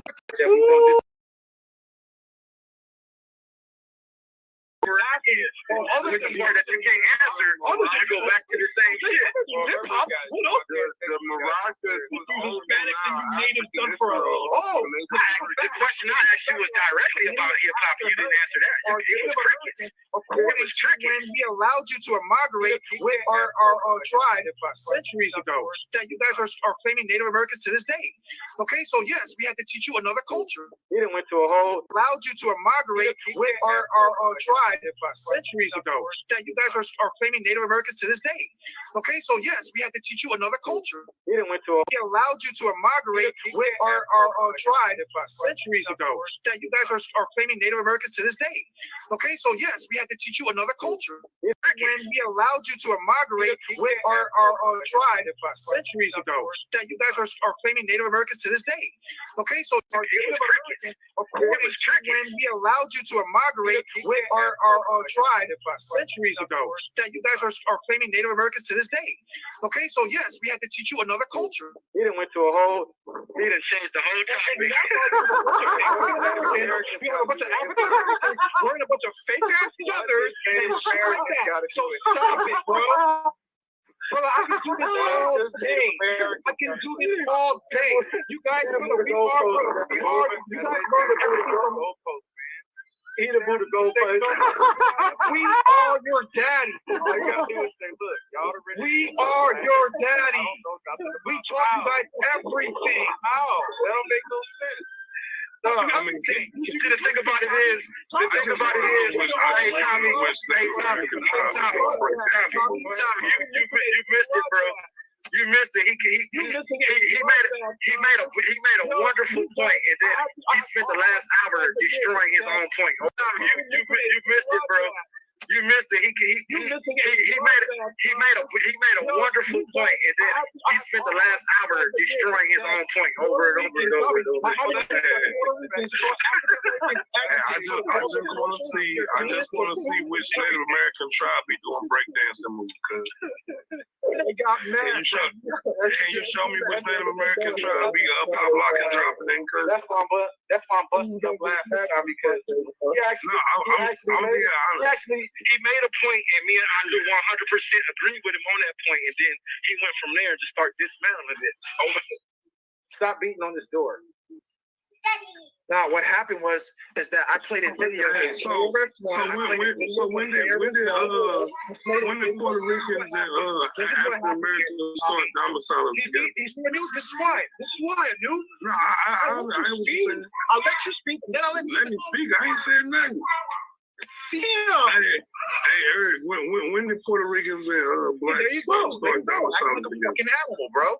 Tommy, what happened was they got butthurt because I showed a video. Do you know, Tommy? Do you know Eric? That KRS-One said that Puerto Ricans and Hispanics taught the African Americans, reminded them of their culture and of their foods and things of that nature. And these guys got butthurt after that, after he said that, approved it, and a new agree with me.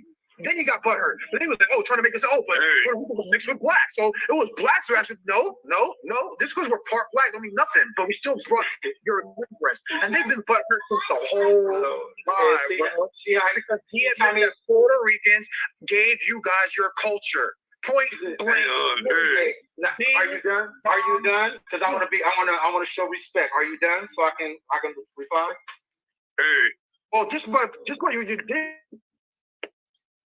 It was breaking up. I didn't hear what you said. It was breaking up. All right, so Tommy, even in the description he just gave you, he even pointed out the contradiction, because when he said what he was saying as far as the Puerto Ricans reminded us of our culture, that has to be the African side, right? So we agreed with him on that. You and I agree. Like, you know what? You're right. KRS-One, he said that. You know what? That makes sense, because they came back because the Puerto Ricans on the island didn't go through exactly the same experience being with the white folks as we did. So yeah, they were able to hold on to some of the culture. So they came and was like, okay, you know what? This is y'all shit too. You know, they brought forth that African side. One, he said that. You know what? That makes sense, because they came back because the Puerto Ricans on the island didn't go through exactly the same experience being with the white folks as we did. So yeah, they were able to hold on to some of the culture. So they came and was like, okay, you know what? This is y'all shit too. You know, they brought forth that African side. RF1, he said that. You know what? That makes sense, because they came back because the Puerto Ricans on the island didn't go through exactly the same experience being with the white folks as we did. So yeah, they were able to hold on to some of the culture. So they came and was like, okay, you know what? This is y'all shit too. You know, experience. You know what? You're right. KRS-One, he said that. You know what? That makes sense, because they came back because the Puerto Ricans on the island didn't go through exactly the same experience being with the white folks as we did. So yeah, they were able to hold on to some of the culture. So they came and was like, okay, you know what? This is y'all shit too. You know, they brought forth that African side. We 100% agree with that shit. Like, you know what? That makes perfect sense. We agree. And then it went from them saying, you know, hip hop, Puerto Ricans are just as important in hip hop as blacks, because even KRS-One said, he used KRS-One video, and KRS-One said in the video, yeah, you know, blacks together, emphasis on together with Puerto Ricans, we, you know, the core foundation of hip hop that was born in the street is that, right? We was like, okay, cool, we agree with that shit too. And then from there, he just went on. No, you didn't. He didn't. Yes, we did.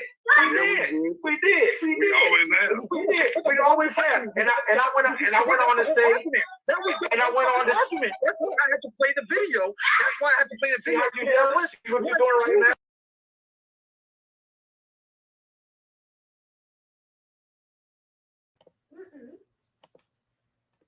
You see, right there, people, they completely changed their whole stance.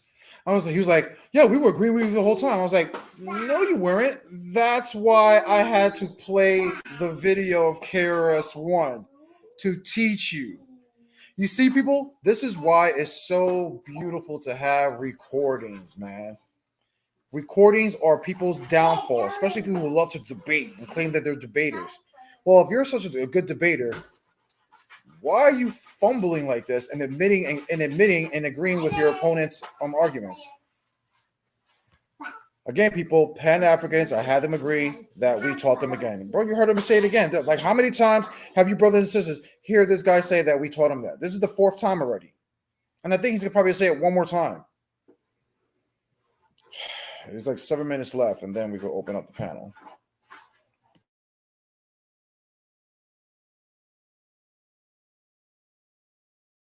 Like this, because you guys were going against me. So I went on to say, and I went on to say, that's why I had to play the video. That's why I had to play the video. You never listen to what you're doing right now. Like this, because you guys were going against me. So I used KRS-One to prove that Latinos and both of them. Where are your pants? After you guys lost that argument, then you guys started bringing up. Then I pointed out how KRS-One said that you guys that we reminded you guys of your culture and the food and stuff like that. What about you, Sister Shannon? Do you know a Native American tribe that be doing breakdancing moves? Pop locking, dropping. No. Yes, you're actually agreeing. I mean, of course, y'all would have came back. Where do you guys get the dance from? Well, we're the source. Have you ever seen any Native American tribe? Break dancers from the 80s and the early 90s were all basically the best break dancers were all Hispanic. Right, so when the Puerto Ricans and the blacks started I'll show you when we got the dance from when we were the creators. We're the creators of this. But see, that's the whole point. That was okay. I'm not done answering. There was no question. Puerto Rico started domiciling together. We are the ones who created the breaking. We brought the breaking, and we used our native hands, what you would call, what people today call, merengue salsa. Those. When you see breaking, that's a certain dance, brother. You cannot show me one African people right now that do exactly what break dancers do right now. There is no African dance that does that. When you see breaking, that's a certain dance, brother. You cannot show me one African people right now that do exactly what break dancers do right now. There is no African dance that does that. When you see breaking, that's a certain dance, brother. You cannot show me one African people right now that do exactly what break dancers do right now. There is no African dance that does that. It's a certain dance, brother. You cannot show me one African people right now that do exactly what break dancers do right now. There is no African dance that does that. It's a certain dance, brother. You cannot show me one African people right now that do exactly what break dancers do right now. There is no African dance that does that. It's a certain dance, brother. You cannot show me one African people right now that do exactly what break dancers do right now. There is no African dance that does that. That's bullshit. It's not shit. That's why it's called hip hop culture. That's what break dancers do right now. There is no African dance that does that. That's bullshit. It's not shit. That's why it's called hip hop culture. It's something brand new. Something that is free does that. That's bullshit. It's not shit. That's why it's called hip hop culture. It's something brand new. Something that is created. You see, right there, I just completely debunked him again. I told them, you notice the crickets, people. I said, these guys are saying, oh, you guys are reminding us of African culture. But breaking is not part of it. Yes, it is. Because breaking is not an African dance. It's not an African dance. Show me an African, tribe over there in Africa that does breaking. Crickets. Crickets. That's why I said, that's why it's called hip hop. We created it. It is something new. That's the answer. And these guys couldn't get it, bro. I completely debunked Timotheus's whole point. Well, remember back at the 2 minute 2 hour mark, remember Tim said that breakdancing and capoeira were African culture. Trying to say that's what we taught them. And I was telling them, no, that's not. No, hip hop is something new, bro. Breaking and all that. That's what we brought to the table. That's the new thing that we brought. That's not African. Flare kicks and all that stuff from capoeira, that's not African. That's breaking. That's stuff that us Hispanics have been doing since day one. And again, I'm going to play another video in a little bit to prove my point earlier when I was telling you about, you were talking about Kool Herc being the founder of hip hop. Watch, I'm going to show you the video about other MCs back in the day telling you that, no, hip hop existed even before Kool Herc. You don't know hip hop, people.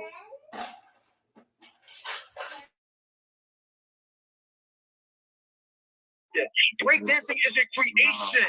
It's not something that's been going from fucking thousands of years ago. It is something. It is a mixture. So let me ask you. Let me ask you this question. How come the kicks and capoeira are almost the same as like doing the flare and breakdancing? Oh my God! If it was something, no, your exact words you just was is we created it in the Bronx. So if it was created in the Bronx, why do you see similarities in capoeira and shit like that? So you can't have it both. You can't have it both ways. You can't have it both ways. Where's capoeira from? It's from Brazil. No, what? Say again. Brazil. From Africa. Brazil. No.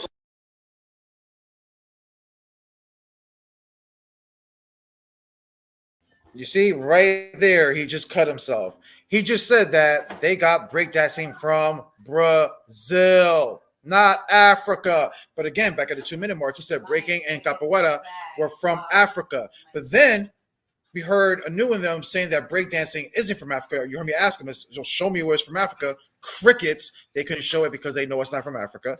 But now, Timotheus is right here saying that capoeira is not from Africa either. It's from Brazil. something new. These guys, clown shoes. Someone said, someone had the right answer. Let me ask you something. What's the fifth largest African nation outside of Africa?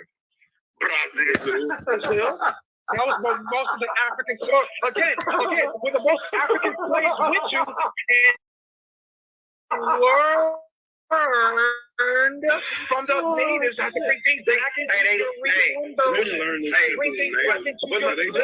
You know what? That goes back. It's so funny. You know, I just answered this. This is how stupid you guys are. I just answered this. You're going back to what we agreed on earlier. You're right. Yes. Do today, and I already answered it. I said the Africans that you guys see today in the islands in the South America all comes from us. We had to remind you guys. Which brings me back to what I said. Which brings me back to what I said earlier is that when you put people in close quarters to each other, they have influences on each other. That was the point that I said earlier, and everybody agreed that when you agreed that the dance steps that you Africans do even in South America and in the islands. We still taught you that, just like we taught you hip hop. What dance move is that? Can you show me which tribe it is? That's why my whole argument has been not just North America, but the islands and South America. You can't deny it. I've been saying it the whole time. Okay, I've been making it two whole continents. So don't act like if I was just talking about North America. We never denied it. I said that. I already proved that in the new. The whole thing is we never denied it. You're saying right now, I do agree. When you say capoeira, you're talking about shit that we brought to you. So stop it. Can you show me an example of that? Because hang on. So you're saying that's something that you brought to us, right? Yes, so hang on. So you're inferring that the natives in Brazil, when they brought the African slaves, they was already doing capoeira? That's where they learned it from. That ain't the question I asked you. I asked you a yes or no question. Before they brought the African slaves, the indigenous people of the jungles of Brazil was out there doing capoeira. No, because capoeira. So it brings me back to the question. You just did. You said no. Break dancing and everything like that is a creation. Capoeira is a creation. It is a dance. You just did. You said no. Break dancing and everything like that is a creation. Capoeira is a creation. It is a dance. Bro, no. Break dancing and everything like that is a creation. Capoeira is a creation. It is a dance. You just did. You said no. Break dancing and everything like that is a creation. Capoeira is a creation. It is a dance. Bro.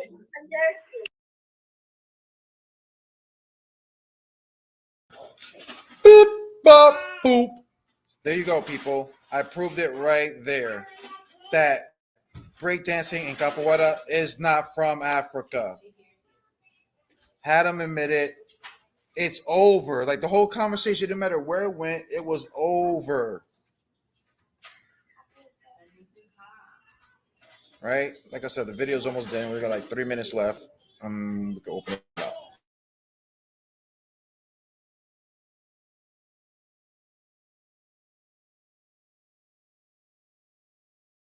Okay. You said that.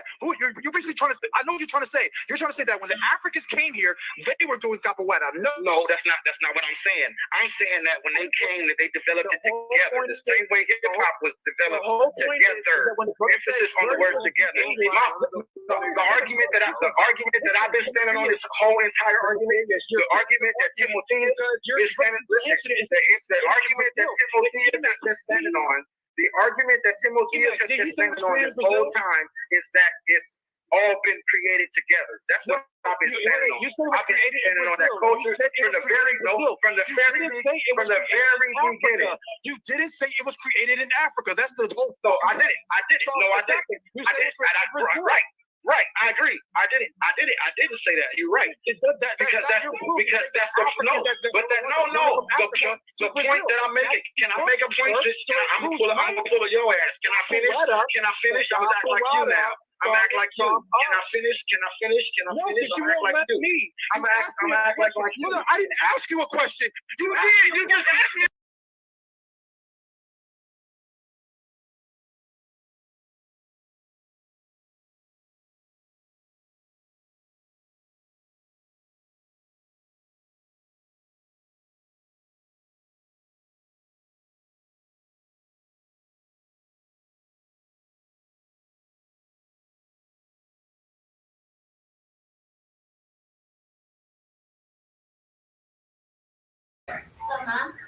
Everybody was fighting to go. All right, so there you go, people. That was the end of the discussion. So y'all clearly saw that I had these Pan Africans admit that that so-called Puerto Ricans taught them their African history. What's good, Louis? You can hear me? What's up, bro? Chilling. What you thought about the video? This is a lot of nonsense, dog. I mean, I just looked up capoeira. Yeah, it started in Brazil, but they say it came from Africans that went to Brazil, their desire for freedom. So it was like a dance or whatever, and it evolved from there. But yeah, it didn't start until they got to Brazil after some time. So that's I don't know. A lot of it, like I said, it's just like an egotistical thing. People want to be the originators of this, that, and the third. But from my understanding, I mean, I don't really know about the music and hip hop, all like that. I mean, I think you guys pretty much got that down and pat. But I know as far as like the culture and the rebellious attitude and the ghetto ass, just being ghetto in general, that comes from the South and that comes from whites. And blacks were influenced by whites. And then they brought that shit to the ghettos in the North. And I mean, pretty much it's redneck culture. So that's really just black rednecks, you know what I'm saying? That's really where that comes from. You don't talk proper English, a lot of slang and being rebellious and things of that nature, like being ghetto or ratchet, they call it today. That's as far as I know. And I heard that from a black dude. You know, he was well educated. He said that. So, but as far as the drums and everything about coming from Puerto Ricans and shit like that, that would make more sense because they weren't really as, like the bull said on the stream, they held a purer form, you know what I'm saying, when it comes to drums and things of that nature. So they more than likely reintroduced that to African Americans, you know what I'm saying? So that makes a lot more sense. A lot of African Americans got that ratchet ass culture from whites in the South. And like I said, they brought it into the ghettos in the North, and hence why we have ghetto culture. And why hip hop is ghetto and evolved into gangster rap, you know, as an offshoot of it. So, not saying that gangster rap is hip hop, but it is an offshoot of hip hop. What do you think about what I'll play the video of KRS-One saying how, you know, a Puerto Rican scholar in 1920s went around teaching African Americans their African history? Probably. I don't need to see the video. I mean, it probably is the case, but a lot of hip hop culture don't come from African culture. That comes from a lot of that shit is. No, it's about 1920s. That's what I'm saying. That's way before hip hop. Yeah, the culture shit. Yeah, with the drums and shit like that, that probably makes more sense because they wasn't around that type of shit being in the South. You know, it's probably different on the Caribbean islands. So even the bull in the video said he agreed to one that you kept playing over and over and over again. I mean, he agreed to the same shit. They didn't go to the same shit that like the blacks in the South went through. No, the fucking. I'm more or less concerned with the behavior. See, it says You know what I mean? Like the rebellious behavior and just the shit that you hear in the music today. You know, a lot of it's just rebellious. I mean, really, I mean, that's not how it started. Hip hop was more pure. Like when Will Smith and them were doing it and shit like that. Yeah, it was more pure. But now today, that shit is just, it's rebellious music. It may sound good, good beats or whatever, nice flows, but it's all the same shit today. You know, killing each other, fucking your bitch, got money, flaunting material things.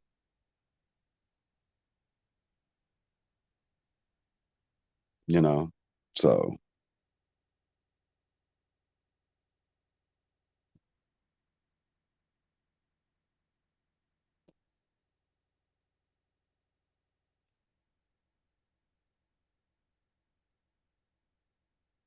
Still there?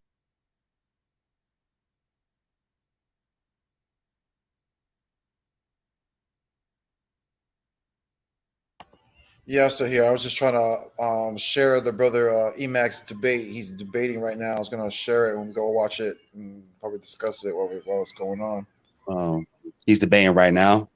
Yeah, he's debating King Seth, a topic about who had more influence, Spaniards or West Africans or something like that.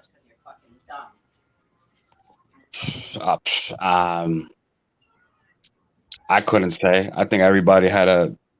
I mean, I don't know. I couldn't really answer that. I will make the argument that Spaniards would probably have more of an influence because they're the conquerors. Yeah, that's what I said too, bro. I was like, it's gonna be a pretty easy body bag for Emac on that debate because yeah, he could just bring up Catholicism and just rip a hole. Yeah, in the them. Catholic culture that definitely comes from the conquistadors and shit like that because they brought that. They came over with the cross. So, but definitely like the drums and shit like that, you get that from West Africa. You know what I'm saying? That's just really what Hispanics are. They're just an amalgamation between them three peoples: European conquistadors, Europeans in general, West Africans, and Tainos. Brother Black is ministry. Brother Immaculate, you did a great job. I like the fact that he kind of went into the religious we missed it. influence because that's something I like to kick our people in the ass about. I did like the couple examples about the flag, the cattle. If I had a pen and paper, I'd have to write down so much stuff. But the difference in the debate was brother Emac had to rely on other nations like Romans and Greeks. Brother King Set was just attacking the Spanish. He was on their ass. Look, this is what you stole. This is what you took. Even though brother Emac did give a little rebuttal on some of the stuff, it was just too many points brother King Set had that the Spanish people stole from West Africa. And again, I think a great debate would be about that rice, because somewhere in my brain, I do believe rice might have came from the Chinese people. But still in all, that wouldn't help this debate because it's about the Spaniards and the Spanish people. Okay, so King Set was on some 1200 BC shit. Emac was on some 100, maybe 300 BC. So what we have to understand is if you go back to 1200, if that, let's say the Africans prepared a great meal. King Set went to linguistics. He went to food. He went to so much different areas to prove that so much shit come from West Africa. So even though brother Emac, you did a great job, that religion, when you came out that second round, I was like, okay, hold on. He going into that religion. That kind of caught my attention, but at the end of the day, King Set, I got to give it to you. You handled your business, Emac. You did a great job, but King Set you was picking up about 250. King Set was picking up like 650, so I got to give the win to King Set, Type of shit's not supposed to be happening in debate. You're not supposed to be giving not winners and shit like that. Go next? Or Neo? Oh, Steve got it. I go. So I will definitely agree that when as far as there was when we talk about Moors, we're not too sure exactly who the Moors are. They are black people, but they are Arabs as well. They are Muslim. They are like from Persia, Turkey, Saudi Arabia. And also they are traditional African people, but the Moors are known to be from North Africa. So when brother Seth, King Seth, when he talks about, right, he similar to how Emac merged and blended the Greco-Romans into Spanish culture and tradition, King Seth was also bringing, merging and converging West Africa with North Africa. I mean, yet and still, during those times, what people failed to realize is that, yes, people on the continent of Africa were transversing the entire continent. It's not like we were stuck and fixed in one location. We were traversing the entire continent. But Moors are a blending of both traditional African, Black African people, and Muslims, Arabs, and those other people. But man, I hate when the judges ramble on like this, bro.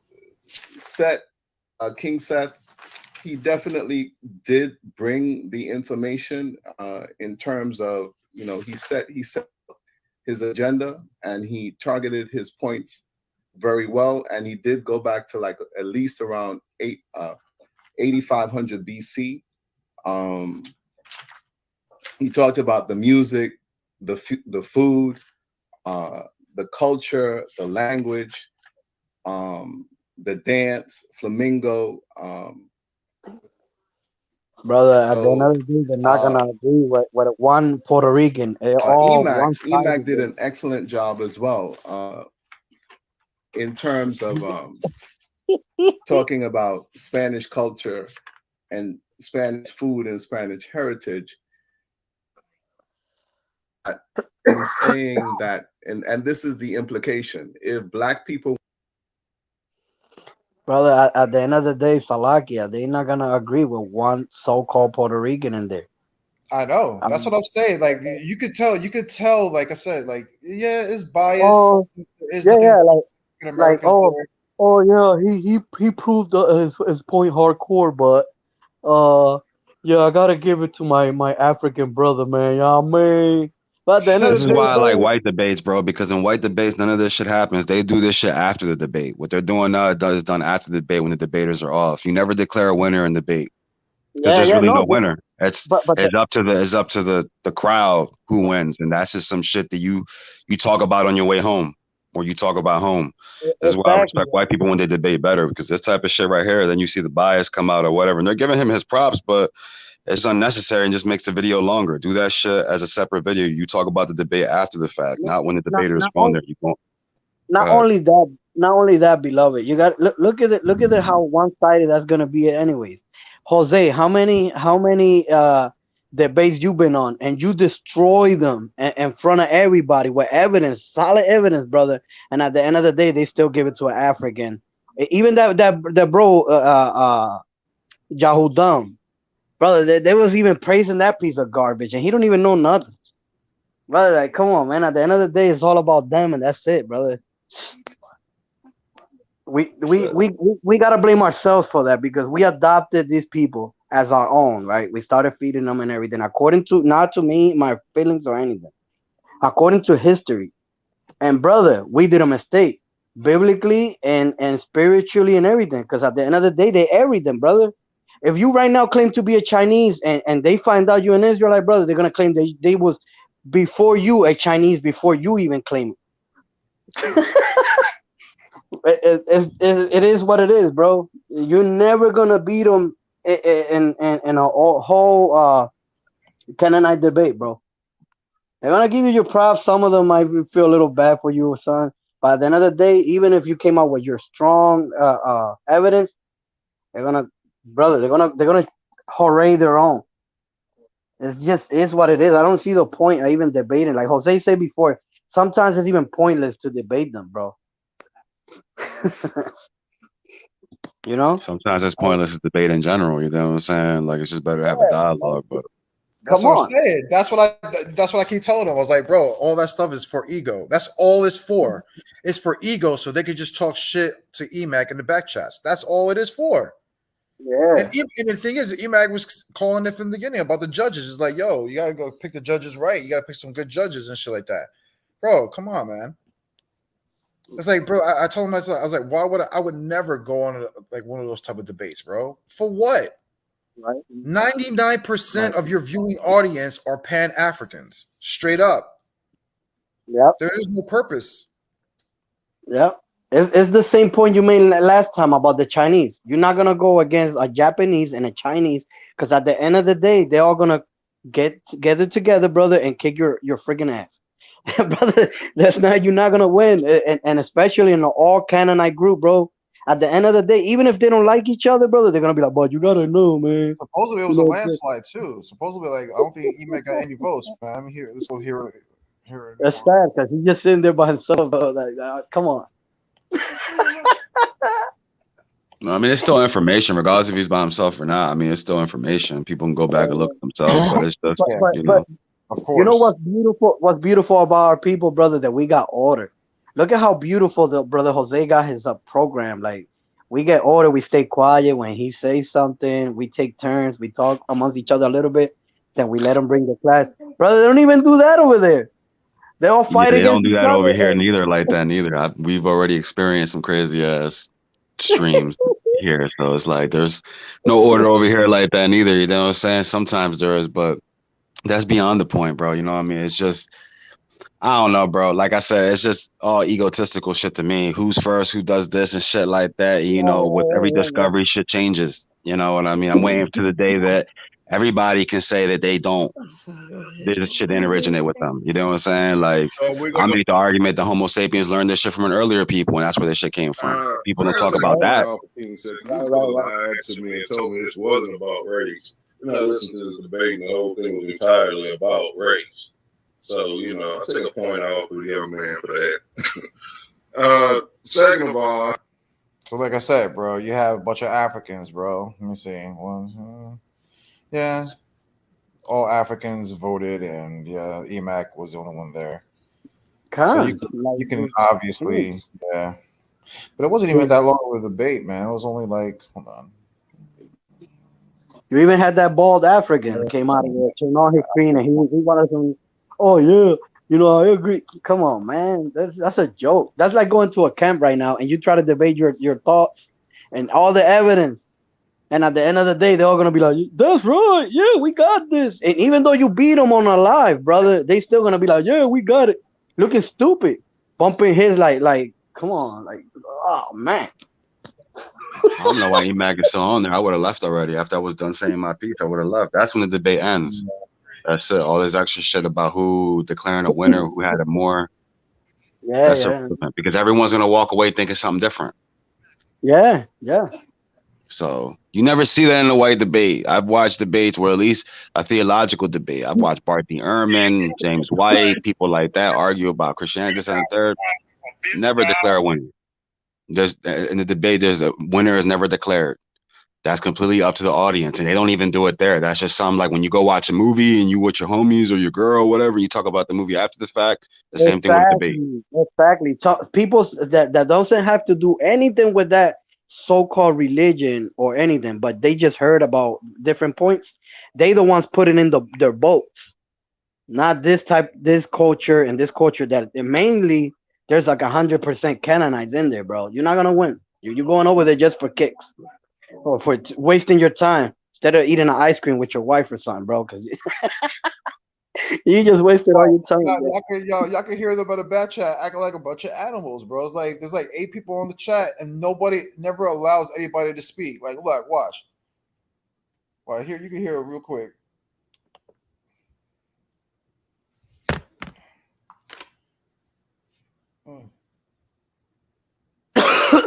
Khan, I had it on mute. Khan, you're right. Like a bunch of Africans, bro. You're not gonna agree with anything. No. How many points you brought in all those debates, bro? You did like over 100. And at the end of the day, they make little videos away from you saying that they won when they never did.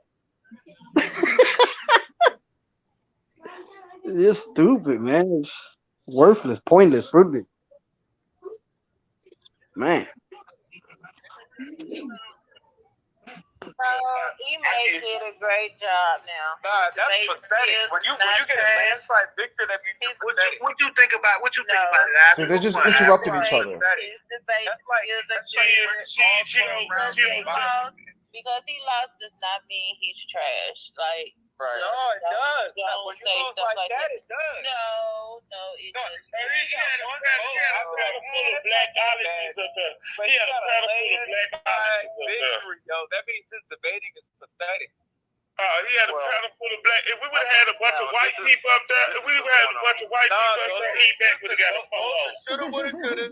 That's the point is, we had the judges that we had, and that's what happened. It was EMAC. You see, they just like all they do in these back chats is blah, blah, blah, blah, blah. There's no order. All they do is just talk shit all day. And now they're just chastising EMAC right now in the back chat. You see EMAC's there. See EMAC's right there. And EMAC even concurred when it was like, you know, that originally that they had to. Why is he there? I don't understand. Why is he still on there? That's what I'm saying, bro. He likes to argue with those guys, bro. That's what I be telling him. I was like, bro, you're on a biased platform, bro. He's like, bro, I was like, this debate should have been a cakewalk for you, bro. Who had more influence, the Spaniards or West Africans? It's clearly the Spaniards and how they spread their shit all throughout with their Catholicism and shit, Catholicism and all that shit, bro. Stop it. Like, this is a ridiculous fucking thing. Not even that. The Spanish came to the New World, conquered things over here, to the Philippines over there. What the fuck did West Africans ever fucking conquer, bro? Like this is like a ridiculous argument. How did you lose it? Brother, you just made a big point. Even in your own conversation, you made a point. You would have killed him just for that. Because that's what I'm saying. Like, I don't understand. Like, how can you lose something like that? Like, how can you lose such a debate, brother? This is what I was like. Well, fucking talk about rice. Oh yeah, they're fucking. Yeah, they took some rice. Man, fuck that shit. I was like, yo, man, show me the civilizations y'all motherfuckers built. None. Where are the pyramids, the fucking mounds and shit that y'all built over in West Africa? Nada, bro. And that's not a racist thing to say. That's just facts, bro. Bro, you see so many scholars that bring those points out when they have these type of debates. This is why even on the back chat, Craig just heard Craig just say, "Oh, but if it was like under a white man's debate, EMAC would have won. Hell yeah, he would have fucking won. Duh. This is what we're talking about right now. Being on a biased platform. You guys heard that one black guy say, "Oh man, I didn't even know this debate was even going to be about race, so I had to take a point off of him." What? Come on, man. It's because Negroes get hypersensitive when it comes to race. That's what that shit is. Yeah, it's like fuck about what you expected to see. You know what I'm saying? Judge how both opponents presented their information. That's it. Yeah. Not because because you felt that you were tricked into being a judge in this debate because you didn't think it was going to be about race. Then it turned out to be about race. That's that race card, brother. Right? It's like, wait. Why would you take a point off of EMAC and not the other brother? Like, I don't get it. Yeah. You didn't hear him say I took a point off of both of them. He said he took a point off of one person. I'm very sure it was EMAC. Exactly. It's because unfortunately, black people like talking about every other race, but they don't like racists talking about them. I don't want to say blacks, it's just Negroes. They just don't like, it's hypersensitive. And in America don't help it neither because, you know, a lot of people, like when it comes to the governments and shit like that, like Democrats and communists, people who sympathize with communism, they feel like you have to treat Negroes in America with like care and, you know, be like sensitive to them and shit. I wish Jose had a button, man. That you guys are speaking facts, bro. Because how can we can always go back and talk about our slavery and how we got dumped and kicked and raped and all this stuff with no problem, and we can move on from that, but not them, brother. Yeah, that's a touchy. Like, come on. That's why if you're gonna talk about it, you gotta talk about it and don't worry about what they're gonna say. It's just best to talk about it not like in their presence, like physical presence, because that's when shit gets kind of crazy. But on a platform where it's digital and shit like that, fuck it. That's why when I get back on anthropology, I start talking about anthropology again, they're gonna be the first ones I'm gonna go at. And it's nothing personal. It's just because America got it to where fucking you gotta treat them with care and shit like that. And it's no time for that because now they twisting history and archaeology and shit like that for them. They don't got time for that. That's what out of Africa. That's how out of Africa theory started. It started because they felt bad about what happened in slavery. Right. That's really how it started. That's why it's pushed so much. Because before the out of Africa theory was out of Asia. No one questioned that. You know what I'm saying? So Darwin's the one that said out of Africa, but the main reason why in politics they pushed that shit in science because they felt bad about slavery. So there's a bunch of white people that are guilty about that shit, and that's what they wanted to. Oh, we got to treat them with care and just say Africa's the motherland and shit like that. Fuck that shit. I'm not with that shit. And there's nothing against them. It's just that they got to come out. You know what I mean? Shit got to come out. It is what it is. It's just it is what it is, bro. Yeah. I don't know, but they get hypersensitive because they don't want shit to come out. Yep. Even That's when it good. comes to anthropology, I notice like they'll sit there and they'll quick, like white European scientists will say, like, yeah, Europeans got Neanderthal DNA in them and shit like that. But they won't say that Africans don't have Neanderthal DNA in them. They have very little, but they have something called ghost DNA. Right. And what the fuck is ghost DNA? That's hominid DNA. That comes from more primitive hominids than Neanderthals were, because Neanderthals weren't stupid. They had culture. You know what I'm saying? But they don't want to say that because they don't want to offend nobody. You know what I'm saying? So they call it ghost DNA. I know the little terminologies they use and shit like that. But that's just because Africans that were in Africa, especially Central Africa, were fucking more primitive hominids. Hominids that were black, that look like apes and shit like that. And that transitions on to the features. Right. You know? EMAC even said it at one point. You know, I'm not even going to get into race now, but it's just like, that's just what it is, bro. How people just twist things for them. And then, you know, it's just, you got a majority of blacks that just take and they run with it. They take advantage of that shit. It's like a badass kid with the mom or the parent just wants to say, oh, treat them with care or whatever. I know that, you know, don't want to discipline them because they're afraid they're going to throw a fucking tantrum. That's what it's like. And the kid that's bad knows that it's a fucking piece of shit child that's being bad. And it understands that the people around it want to fucking treat it with care. So he's just going to keep acting bad and taking advantage of it. And that's just what Negroes in America have done. You know, if it's not their way, it's no way. That's right. That's right, brother. Speaking facts, man. That's true too. You know, that's what it's come down to. If it's not their way, it's no way. Yeah. And you know what's sad about that? That a lot of our people is feeding into that nowadays, bro. In 2022, brother, a lot of our family members and even our own tribes, brother, from Puerto Rico and Latino America, brother, they feeding into that, and they feel instead of talking about their slavery and, like you said, facts about other things they know, they always find themselves going back to the African culture stuff. And that's all they talk about at the end of the day, bro. And you feel like, damn, man, like, yo, what happened to your ancestors, bro? Wake up. Oh, no, but I don't know about that, bro. I only know about their culture over there. You be like, oh, man. And then you got the new wave. You got the new wave of Negroes are over here saying that they're not from Africa, that they're originally from here and they're indigenous to America and shit like that, which is cool and fine and dandy. But then they got an issue with the Native Americans that say they're Native Americans. You know what I'm saying? The ones with the poker straight hair and shit like that. What the fuck y'all niggas doing, man?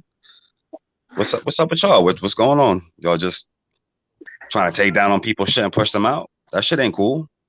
Exactly. You know? It's what you said earlier. Because white people feel guilty about that stuff.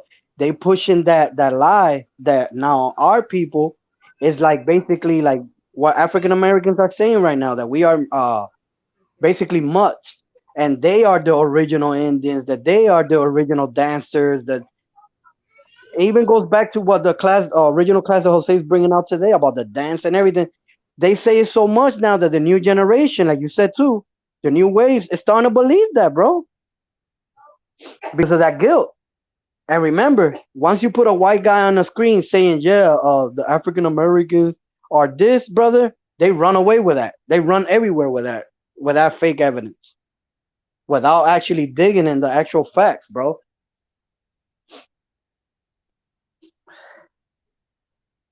So it is, bro. It's more politics, and it's more politics than it is facts. That's really what it is. Yeah. People politicking instead of just dealing with facts because of what's going on. And that's just a communist agenda. You gotta look it up. It's something called the Negro question, where they feel like because communists have they have a habit of going to what is it? People that they deem as great potential for liberation or revolution in a country. And here in America and China would have been the peasants, which made up the majority of the continent or the country. So they just take lower class people that seems like, you know, they need to be liberated. You know, blacks only make up like 14% of the population in America. So they already know they can't use them to take all of America, but they can use them to take the South. and revolutionize the South. And that's all it is, bro. It's just a bunch of pandering and probing at the racial tensions that's already in this country and shit like that. It's a divide and conquer strategy. You know what I mean? But they're being used just like anybody else is being used. They do it with Hispanics, they do it with blacks and shit like that. They just do it in their own ways. And they do it differently in different countries. They just have to see what people are the most oppressed, and they try to, you know, make them the majority, and they could take over. That's why eventually with here, they started with the race shit, but it's just going to evolve from a race war to a class war, because white people are going to have to be implemented as well. And that's where you have the liberals and shit like the hipsters and shit that be with like Black Lives Matter and shit like that. This is all divide and conquer strategies, bro. And it's like a 1% that does it. And ironically, the motherfuckers that push it are white European Jews. Damn. Yo. So mainly, I mean, look at Black Lives Matter. It was pushed by I'm about to say his name right, George Soros or whatever. I'm saying no, his last name is Soros. He's a Hungarian Jew, but in reality, he's a Germanian Jew. He comes from Germany. He survived the fucking Holocaust. You know what I mean? So, and a lot of motherfuckers that survived the Holocaust that came over here, the Rothschilds or whatever, Right. Goldman Sachs, all that shit, bro. Jews from Germany. So wait a minute. Let me ask you a question, brother, because I'm learning from every brother from every angle. So you believe that they are the so-called white people, right, are using African Americans to fight against us at one point, or they using that every chance they get? Just to be correct. They're using everybody. They use Hispanics and shit like that. I'll share with you a video. I mean, if you got me on Facebook or whatever, I'll share with you a video where a white dude talks about it. It's called I want to say it's The Color of War or some shit like that, but I might be wrong, where he talks about it. They just use blacks for like the South. I mean, they're like, because they're in America, they have the greatest potential for revolution because of their status.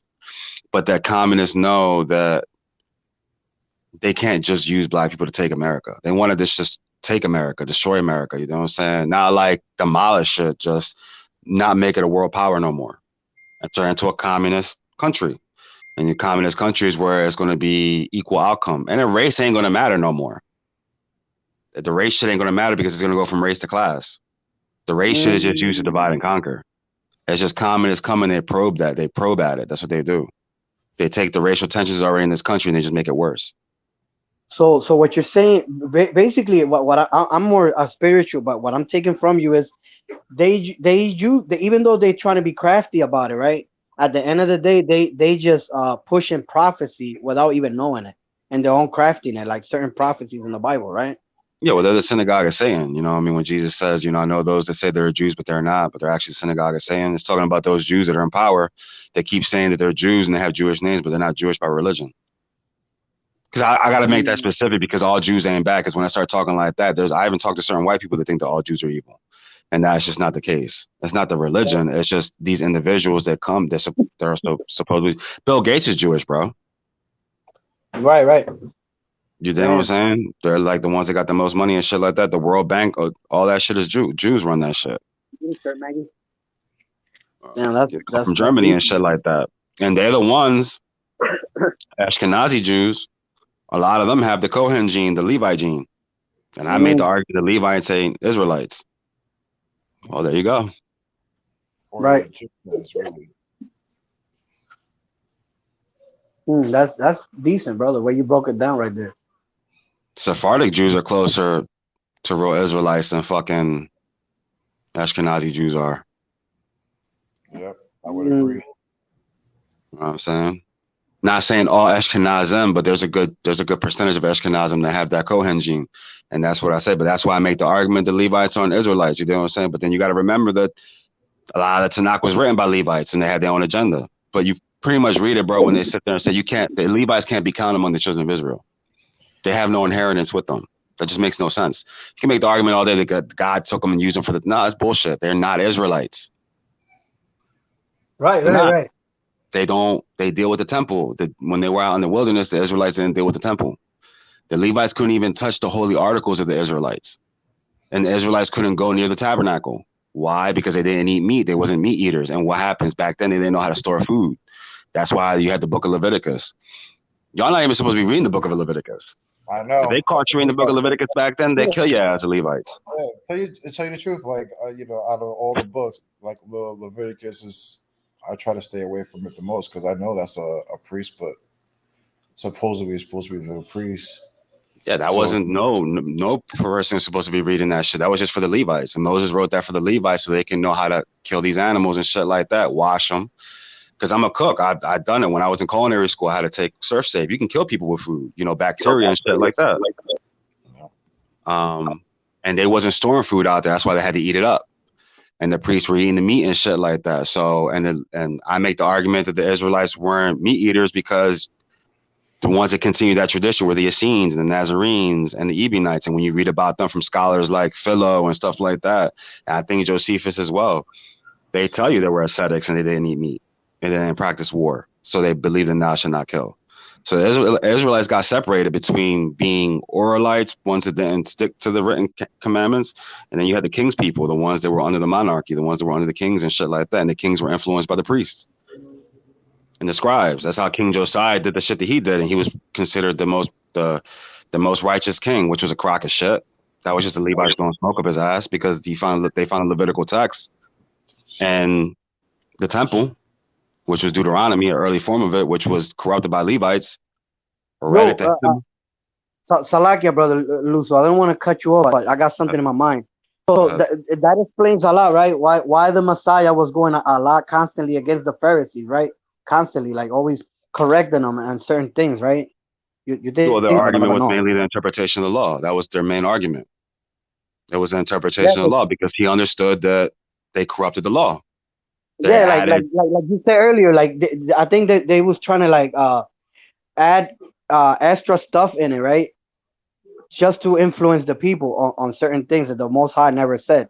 Or you think I'm wrong? I'm going on. Yeah, it was a power move. It was just control, and the Levites beef with each other. So certain texts, they were all, and you can see the rivalry in the text. It starts with Korah and the rebellion. They weren't satisfied with Moses choosing Aaron and his sons as the priests. Those were the priests. And then that's why the first 4 books of the Torah, Levites are never considered priests until you get the book of Deuteronomy. Now it's not all Levites are priests. No non-Aaronite was supposed to be a priest. Wow, but then the Aaronites had their own agenda. So the Kohathites and any other Levite that was from anybody else, any other patriarch, they wanted the priesthood. What they were going to do from there, you got to read Deuteronomy because that's mainly a Levitical text. Levites, Kohathites. Then you have the Aaronites, that's Leviticus and shit like that. And you're going to know the Aaronites because in their text, they're going to sit. That's why I say you got to know the historical composition. I always keep going back and forth with that because you can see the agenda or the thought process of the author because the Aaronites, when it's an Aaronite text in the Torah, they're always going to let you know, no non-Aaronite can't do this, can't do that. They can't use the Urim and the Thummim. They can't come into the temple, this, that, and the third. The Levites will tell you something differently. But the Levitical Aaronites will say something different. And the Levitical Aaronites, they had their own agenda. They wanted to get rid of Moses. That's why in certain scriptures, it's Moses' staff. Now it's Aaron's staff. And the things that Moses is doing in certain accounts, Aaron is doing what Moses is supposed to do. So they're trying to make it seem like Aaron is greater than Moses because that's their forefather. So they all had their own agenda. They're all vying for power. They wanted power. I have a quick question. And that's for anybody that can answer. It's just a little bit offbeat of what y'all speaking on now. It's just that based on what we've all been hearing, that there's a lot of evidence in the Americas with Israelite artifacts being found in the Americas, Puerto Rico, in the States, and the connection with some of even the linguistics, even culture, customs, as far as Native Americans' connection to Israel. Now, my question is that I know I've seen a lot of camps, always bring out a lot of the maps, Ashanti tribes. But I mean, I would assume if there was such a strong Israelite connection, not to say I'm not trying to debunk anybody, it's just a simple curiosity that it's been in my mind, right? That I've never really came out to ask anybody. Even from the camps, I just listen to the word. I just extract whatever they speak about in the Bible. As far as anything else, I never really heard any camp establish any real connections with the tribes in West Africa that they claim that the Israelites had migrated to, right? So I don't know if anybody on the panel or anybody on the chats have it, because based on what I've heard so far, it's just some maps. Some say there's Judah, the Ashanti tribes. the Igbos and whatnot. But as far as culture, linguistics, artifacts, I have not seen no one produce that from any of the camps. I know Van Sertima, try to establish that they came before Columbus book, but he was already exposed as a fraud. That kind of threw me off because I did listen to a lot of his lectures, even read his book, but there was not real connections based on what Native Americans have produced. So I don't know if anybody on the panel knows or has heard of of a lesson where that connection exists in West Africa like we do. I can tell you. That's I'll your tell call, you. brother. That's your I'll call. tell you. I'll tell you right now. There is no connection, and this is the question that we've been opposing to the so-called Black Hebrew Israelites for like 4 or 5 years now. This is why they don't really like me, because I point this out to them all the time about the curses of Deuteronomy 28 when they try to say that they fit the curses. So what I do is I go into the book and ask them when did these certain things take place in their land while they were over there in West Africa. Like things like you were saying, we should be seeing some artifacts. We should be seeing some kind of evidence of their cattle being slain or taken, or them being brought down into low numbers with sickness and plagues in their land, right? And they can't produce that. You know what I'm saying? And that's one of the main reasons why this group started forming called Negroites, like camps like Fopi in them, that teach that only African Americans are Israelites, and you natives and Hispanics, whatever, aren't Israelites. The reason why they came with that doctrine is because they realize that they don't fit the curses. They know that what we're saying is actually facts about them, about how we're teaching, about how a lot of them, according to their doctrine, are the biblical Canaanites, not the Israelites. And they can't prove it with the curses. They're mad because we can break down the curses. Like I said, I slaughtered so many different camps, many different people on the curses debate. Even the brother Jeremiah's, he been on a few black panels himself, which is like debating on just like on black panels, like Lions Den and stuff like that. And he's won that debate multiple times about the curses. Who fits it more, blacks or Negroes? We've been showing the world that we fit it way more than the so-called African Americans fit it. They can't prove it. So to answer your question, no, we don't believe that African Americans are even Israelites.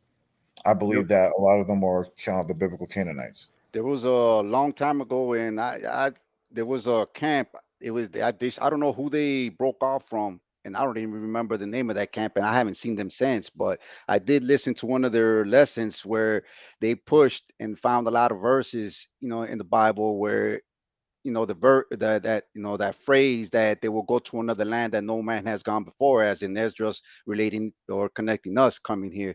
But that lesson kind of, what I'm saying, by the way, him bringing that verse out, or that, constantly throughout the Bible, that there were so many examples. I don't remember how many. I usually really study thoroughly and try to keep track of what I'm learning, but that particular day I was just listening to them. So, and he did come out with a lot of verses, not to say that he debunked us, or saying or in any way to like disconnect us from, saying from Israel. But I've never heard nobody come out with that, lesson where that phrase was used a lot in the Bible. That there were many times in the Bible that they have went to lands that have not, where no man has went before. That was the only, but still, we have more overwhelming evidence other than that. But that right there just kind of like, the closest thing I would say that they had against, saying us. But yeah, you're right. I haven't heard any camp come out with any real evidence. I do see some of these camps coming out with just what they have in the Americas, where what's his name, Crowdy,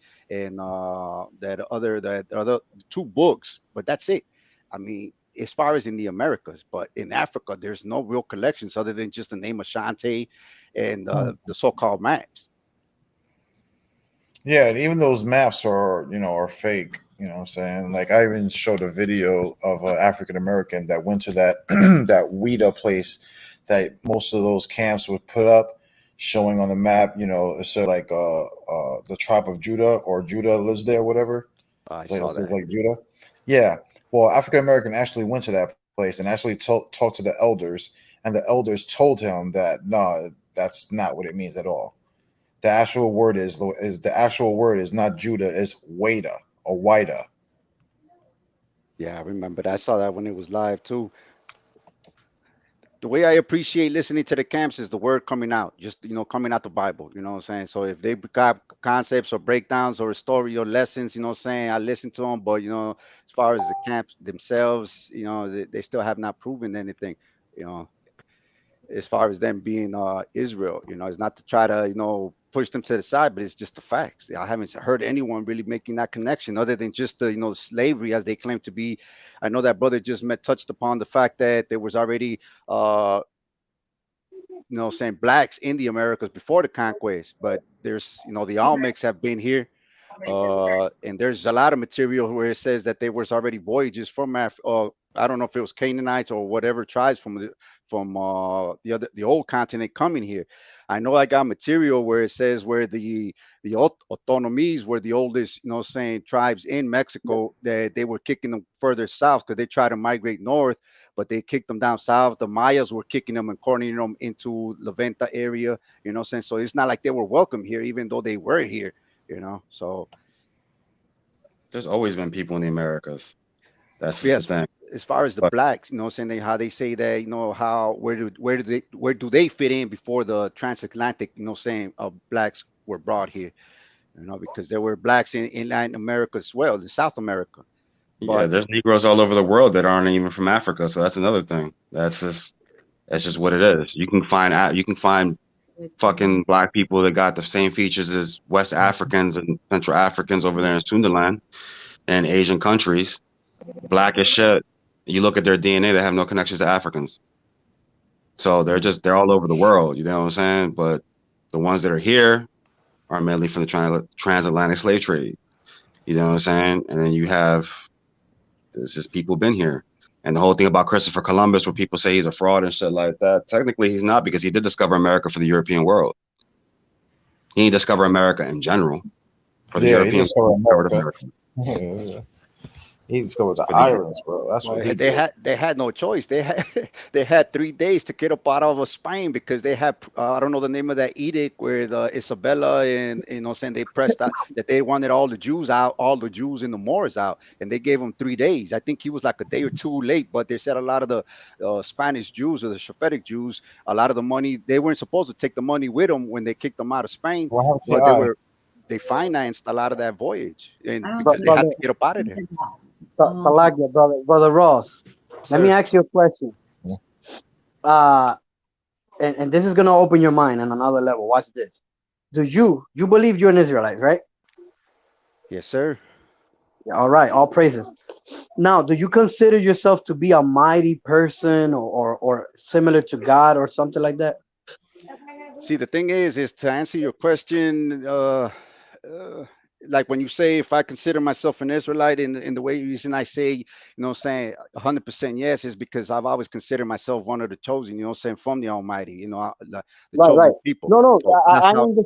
I understand those points, but what I'm asking you is, have you ever put yourself in a level of God Himself and start flexing and the way you put your clothes and the way you move, you be like, damn, I'm a God, bro. Like, damn. You never felt it like that? Never, right? No, that's like blasphemy there. I'm not trying to. I'm a Well, subject. well, well, well, look at this. There you go. You just answered your own question. Who in the planet Earth is the only one that fits the credentials, right, of an ancient Canaanite through the Spirit? Ones that claims to or act like they are gods themselves, right? Oh yeah, I see where you're going. Who is the only ones doing that in these Yeah. camps? And it's foolish, you know what I'm saying? Because straight blasphemy. Just even I understand the point that they're trying to make, but just that point, it's I mean, all around is blasphemy and No Israelite brother will do that. no. Even Christ didn't even do that. He was like, no, no, no, wait a minute, don't call me that, bro. You don't want me to get me in trouble, man, with the men upstairs. Like, nah, man, I'm just your fellow servant. And he started curing people. He actually showed you that he was a servant, even though he had a lot of authority, right? So clearly as day, that's why Jose be bringing that point a lot as well. These guys are actually, brother, taking pictures like if they some character out of Capcom, and standing like this with fireworks in the back and all that craziness. Brother, we don't do that. We humble. Our people is humble, bro. We could take royalty and still be a servant to the Most Definitely. High. Yes, sir.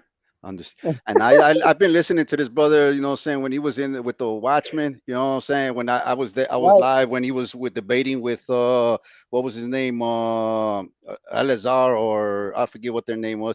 And I mean, they always say they win, but there's really no panel there, independent panel to be able to, you know what I'm saying, I guess get the points, you know what I'm saying, on the sides and see who really won a debate. But they got smashed, and they even took the video down for what reason, I don't know. And then they altered their doctrine because they learn as they go along, you know, saying just like that debate he had with this brother, you know, and they have not debunked his, you know, I mean, I'm not, that was something totally different for me as far as, you know, at that point when I saw that debate that they were being considered Canaanites, and it never came to mind because everybody was always focused on Esau and the Are you saying? Are tribe. you saying that? Wait, are you saying that you watched my debate with them? Yeah, I watched it live. I watched a lot of these camps, you know what I'm saying, and you know, debates, you know, live. And even with the other brother that went there even after you, I believe, or before you, Well, Kana. okay, so that's what I'm saying. So you saw that when they took down that or debate and Yeah, everything, right? and even what's his name? And the thing is, I understand. You know, if you got something new to bring out as far as scripturally, if you were enlightened by, you know, saying the Almighty to bring it out. But then there's another thing where, like for instance, Eleazar, I stopped watching him. Period. You know, what I'm saying, as far as because he was just recently trying to debate another Latino. You know, what I'm saying, I don't know their names or their camps or none of that. But I understand the concepts of debates. But the main focal point for all of what we're doing or what you brothers doing is to bring out truth, you know. And Alisar, I mean, there's no monopoly to truth, you know what I'm saying? And that's how I feel, you know. And they got this little egotistical form, like, you know, snotty with their nose open, like they got the monopoly on it. And you know, for one, humble, you know, saying, you know, humble yourself to whatever that brother was going to bring out. And he just got all in his emotions, or thinking he was focusing more on a debate than bringing out truth. That, I mean, even at the beginning, I just stopped watching him because, I mean, that's too much ego for me. He thinks, like, you know, saying he's indestructible within the word, you know. But yeah, I saw when you smashed them, you know what I'm saying, that during that time, as far as them being Canaanites. And that was something for them to knew as well, because nobody was bringing that out. I never heard of that until you brothers brought it out, and it makes sense. And the sad thing about that, brother, that Jose said it before. For brothers, well, when I was in that time that I didn't know a damn thing, the brother said, "Why you never question them about the so-called African looks in every language of every different Bible?" And that was like ding, ding, ding, ding in my head. I was like, "Oh my god!" Like, why did I not just grab a so-called Hispanic Bible and an American Bible, the King James falsehood, and put it together and say, "Wait a minute, these verses ain't matching, bro." That's all. And then he went on and giving us more jewels, and we just, it went over our heads at that time. You know, the And we, way I've been taking it recently is that, how should I put this? Just as the, you know, Edom has carried the Bible and brought the Bible. I know we've been in a state of punishment, if you will, by the Almighty for falling off. That, you know, the Europeans come now with our own books, and, you know, saying, put us in our place. But at least they extended or still kept the, you know, the book alive, you know, or in existence. So that's the only thing that they really did, apart from the fact that they punished us according to the will of the Almighty, right? Because falling off, but they still brought us the books. yeah, So yeah. that's the only blessing that I have based on that punishment, that we had, our ancestors really got the flux, because we got it easy. I mean, we suffer nowadays, you know what I'm saying, with oppression and exploitation and whatnot, but our ancestors got the flux because that's during the conquest. But they brought us our book back. But the only That's thing I see true. about these camps is that even, you know what I'm saying, Canaanite or no Canaanite, they bringing out the word, you know. So that's a blessing No, to but, me, but you know. but listen to this, brother. Listen to this. What you're saying is beautiful, but listen to this. When in your own home, right? You got other brothers, right? Yes, sir. You got older brothers too, right? Yes, sir. When Papa and Mama, right? I'm gonna say it like that because we so-called Hispanics and Native Indians, right? We got a certain culture that you can link it back to even Jacob and Esau because that tradition came all the way back to this side. Watch this. When you do something wrong, as being the younger brother in the house, right? And let's say your father tells you, "Those, stop hanging in that corner, man. I want you to be like me. I want you to be progressive. I want you to be just like me. I created you so you could be like me. I brought you into this world and I can take you out." Don't our people say that Yeah. a lot, right? Yes, sir. Is your father evil for saying that No. in your own home, not in the Bible, in your own home? Is your father evil for correcting you like that? No. So if he sends your older brother that a lot of times he knuckles your head off, he bullies you. He'd be like, "Yo, get your brother from that corner because I'm tired of his ass. He don't listen." Right? Now you see what I'm going with this, right? Yeah. Go across the street, link that to across these rivers, go across the street and bring his ass back by the ear. And if he gets rough, kick his ass. Hey, I'm your father. And if he gets tough, kill one or two. Because these guys, my sons, are out of control. They disrespected me. They disrespected your mother. And they out of control. They don't want to get right. And we can't have that in our family, right? So he sends your older brother to grab you by the ear. Are you entitled to go back later on and kill your brother for correcting you? Well, that's the question. Now, well, correction is never wrong. You know what I'm saying? If we're out of law. Is you out of law, right? Your pop put a law in the refrigerator. You supposed to Jose is supposed to clean the carpet before I come back. Junior, you're supposed to do the watch the cars and all that. Keep the house together. But when the father comes back and see it out of control, he sends your big brother to go pick your ass up and across the street. Brother, you no longer got a title to go back and fight your brother. That's not you. You got to leave that to the father if he gets more extra out of control, right? Yeah, I see. I see where you're going. So why would you want to kill your twin brother? Even though he went across the line as an Israelite spiritually, you're not supposed to kill your brother. You got to let the father find the wrong in him, brother. Yeah, good point. Why would you want to, at this point, rule in a corrupted crown where you're going to kill your brother? That's not your point, brother. You know you was wrong. And here you are in this side of the island thinking that you deserve it all now because now you found out you're an Israelite. Come on, think about it. Let that sink in your skin, brother. You're gonna be like, nah, I'm not entitled to kill that. Even though the white man and a lot of us know that he is the devil, right? And because some of our own can be the devil as well. You know that's mentioned in the Bible. But right now he's on top of our necks because we did it wrong. You can no longer go back and say, "Damn, I hate you for that." No, you gotta hate yourself and correct yourself and get yourself ready. So when the kingdom comes, brother, you can be one of those that are chosen in the right way. So no, when you start thinking about these guys bringing the truth, brother, they're not bringing the right truth. They bringing you anger, fights, more demons attached to you because now you want to kill every damn thing that is in front of you, bro.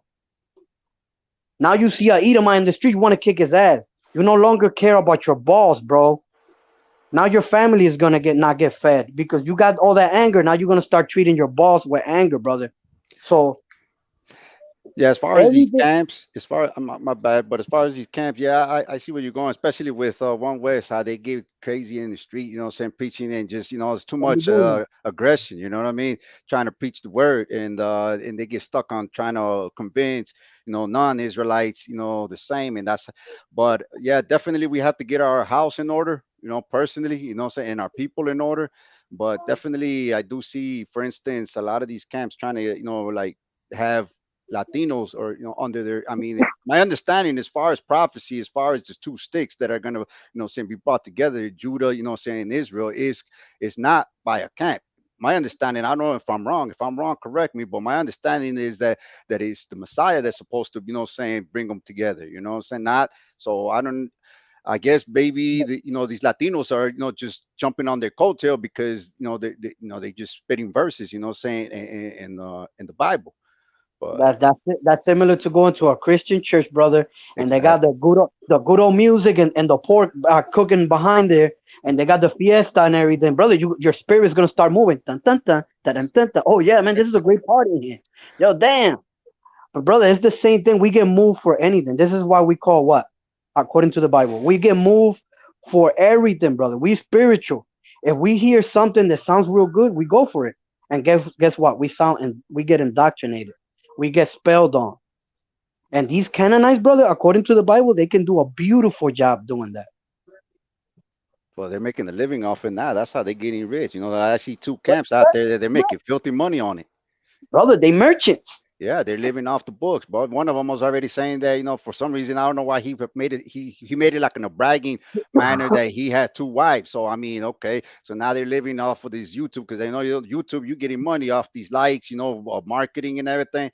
So and especially the other one, I know they're making millions. And I heard how they were breaking off, talking about what was that term that the big pockets. So I know they're dealing with a lot of financing now, and man, they're just profiting Brother, off the book. if they was real Israelites, why they got even pendants saying Yahweh, using his name and charging you 10, 20 bucks, saying the holy pendants and slapping some kitchen oil in there, and you over there like, yeah, man, come on.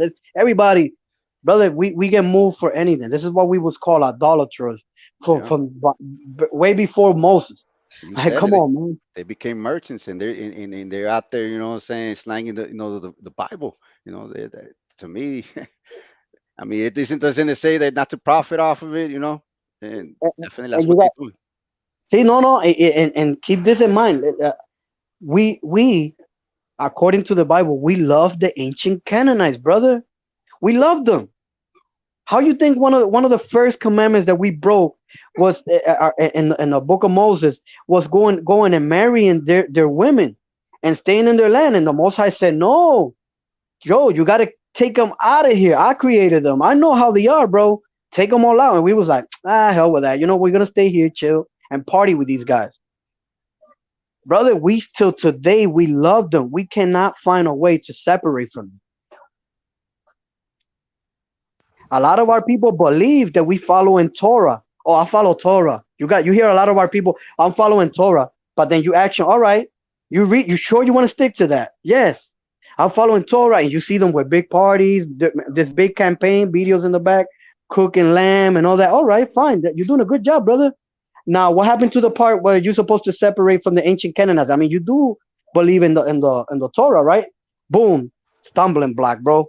You lost your friend. All of a sudden, he deleted you from Facebook. You can no longer see his videos. See, that's the problem because I think that I think that since we don't have a structure as far as the like let's say the 10 tribe chart, if we would speak as far as the northern kingdom itself, we don't have a structure, we don't have a temple, saying that we don't have them, saying goons, if you will, to go over there if you're out of law to get dealt with, saying, get a little, corporal punishment type thing, because they don't see no consequences to that, because you're supposed to be like policing yourself, and obviously you're not gonna tell on yourself, or just go back onto the Sabbat and just go back as if nothing happened after you were just wicked throughout the whole week.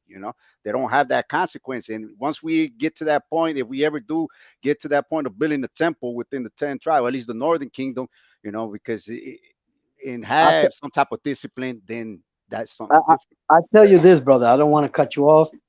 That point is not gonna come until the Messiah comes back. We might get a few leaders that gets to that finishing line, and you be like, damn, we finally got a leader.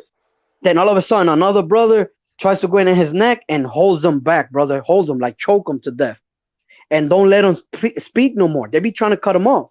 Why? Because you're an Israelite, bro. That's the difference. Keep that in mind. The reason you're an Israelite is because you can never agree with your brother, because you're a stiff neck people, bro. This is why you're not meant to be like a regular servant like the Canaanites. Canaanites can all argue with each other, but you see them on one platform, all right? And they end up making merchants out of our people. You get it? Oh, go and buy me this and get me this, and they get high and structured. They start getting a lot of money, but we can never get together because we are hard-headed. The minute one of our brothers learns 2 or 3 Bible verses, brother, he becomes his own teacher. He don't want to hear nobody else. He starts going on YouTube live and, yo, man, I heard this and I'm the greatest. And the hell with everybody else, throwing a fire to his own people, brother. And he don't want to hear none of his fellow brothers anymore. because you're an Israelite. But notice how the ancient Canaanites, bro, they can argue all day, but they in a barbecue somewhere over there in a park eating together, bro.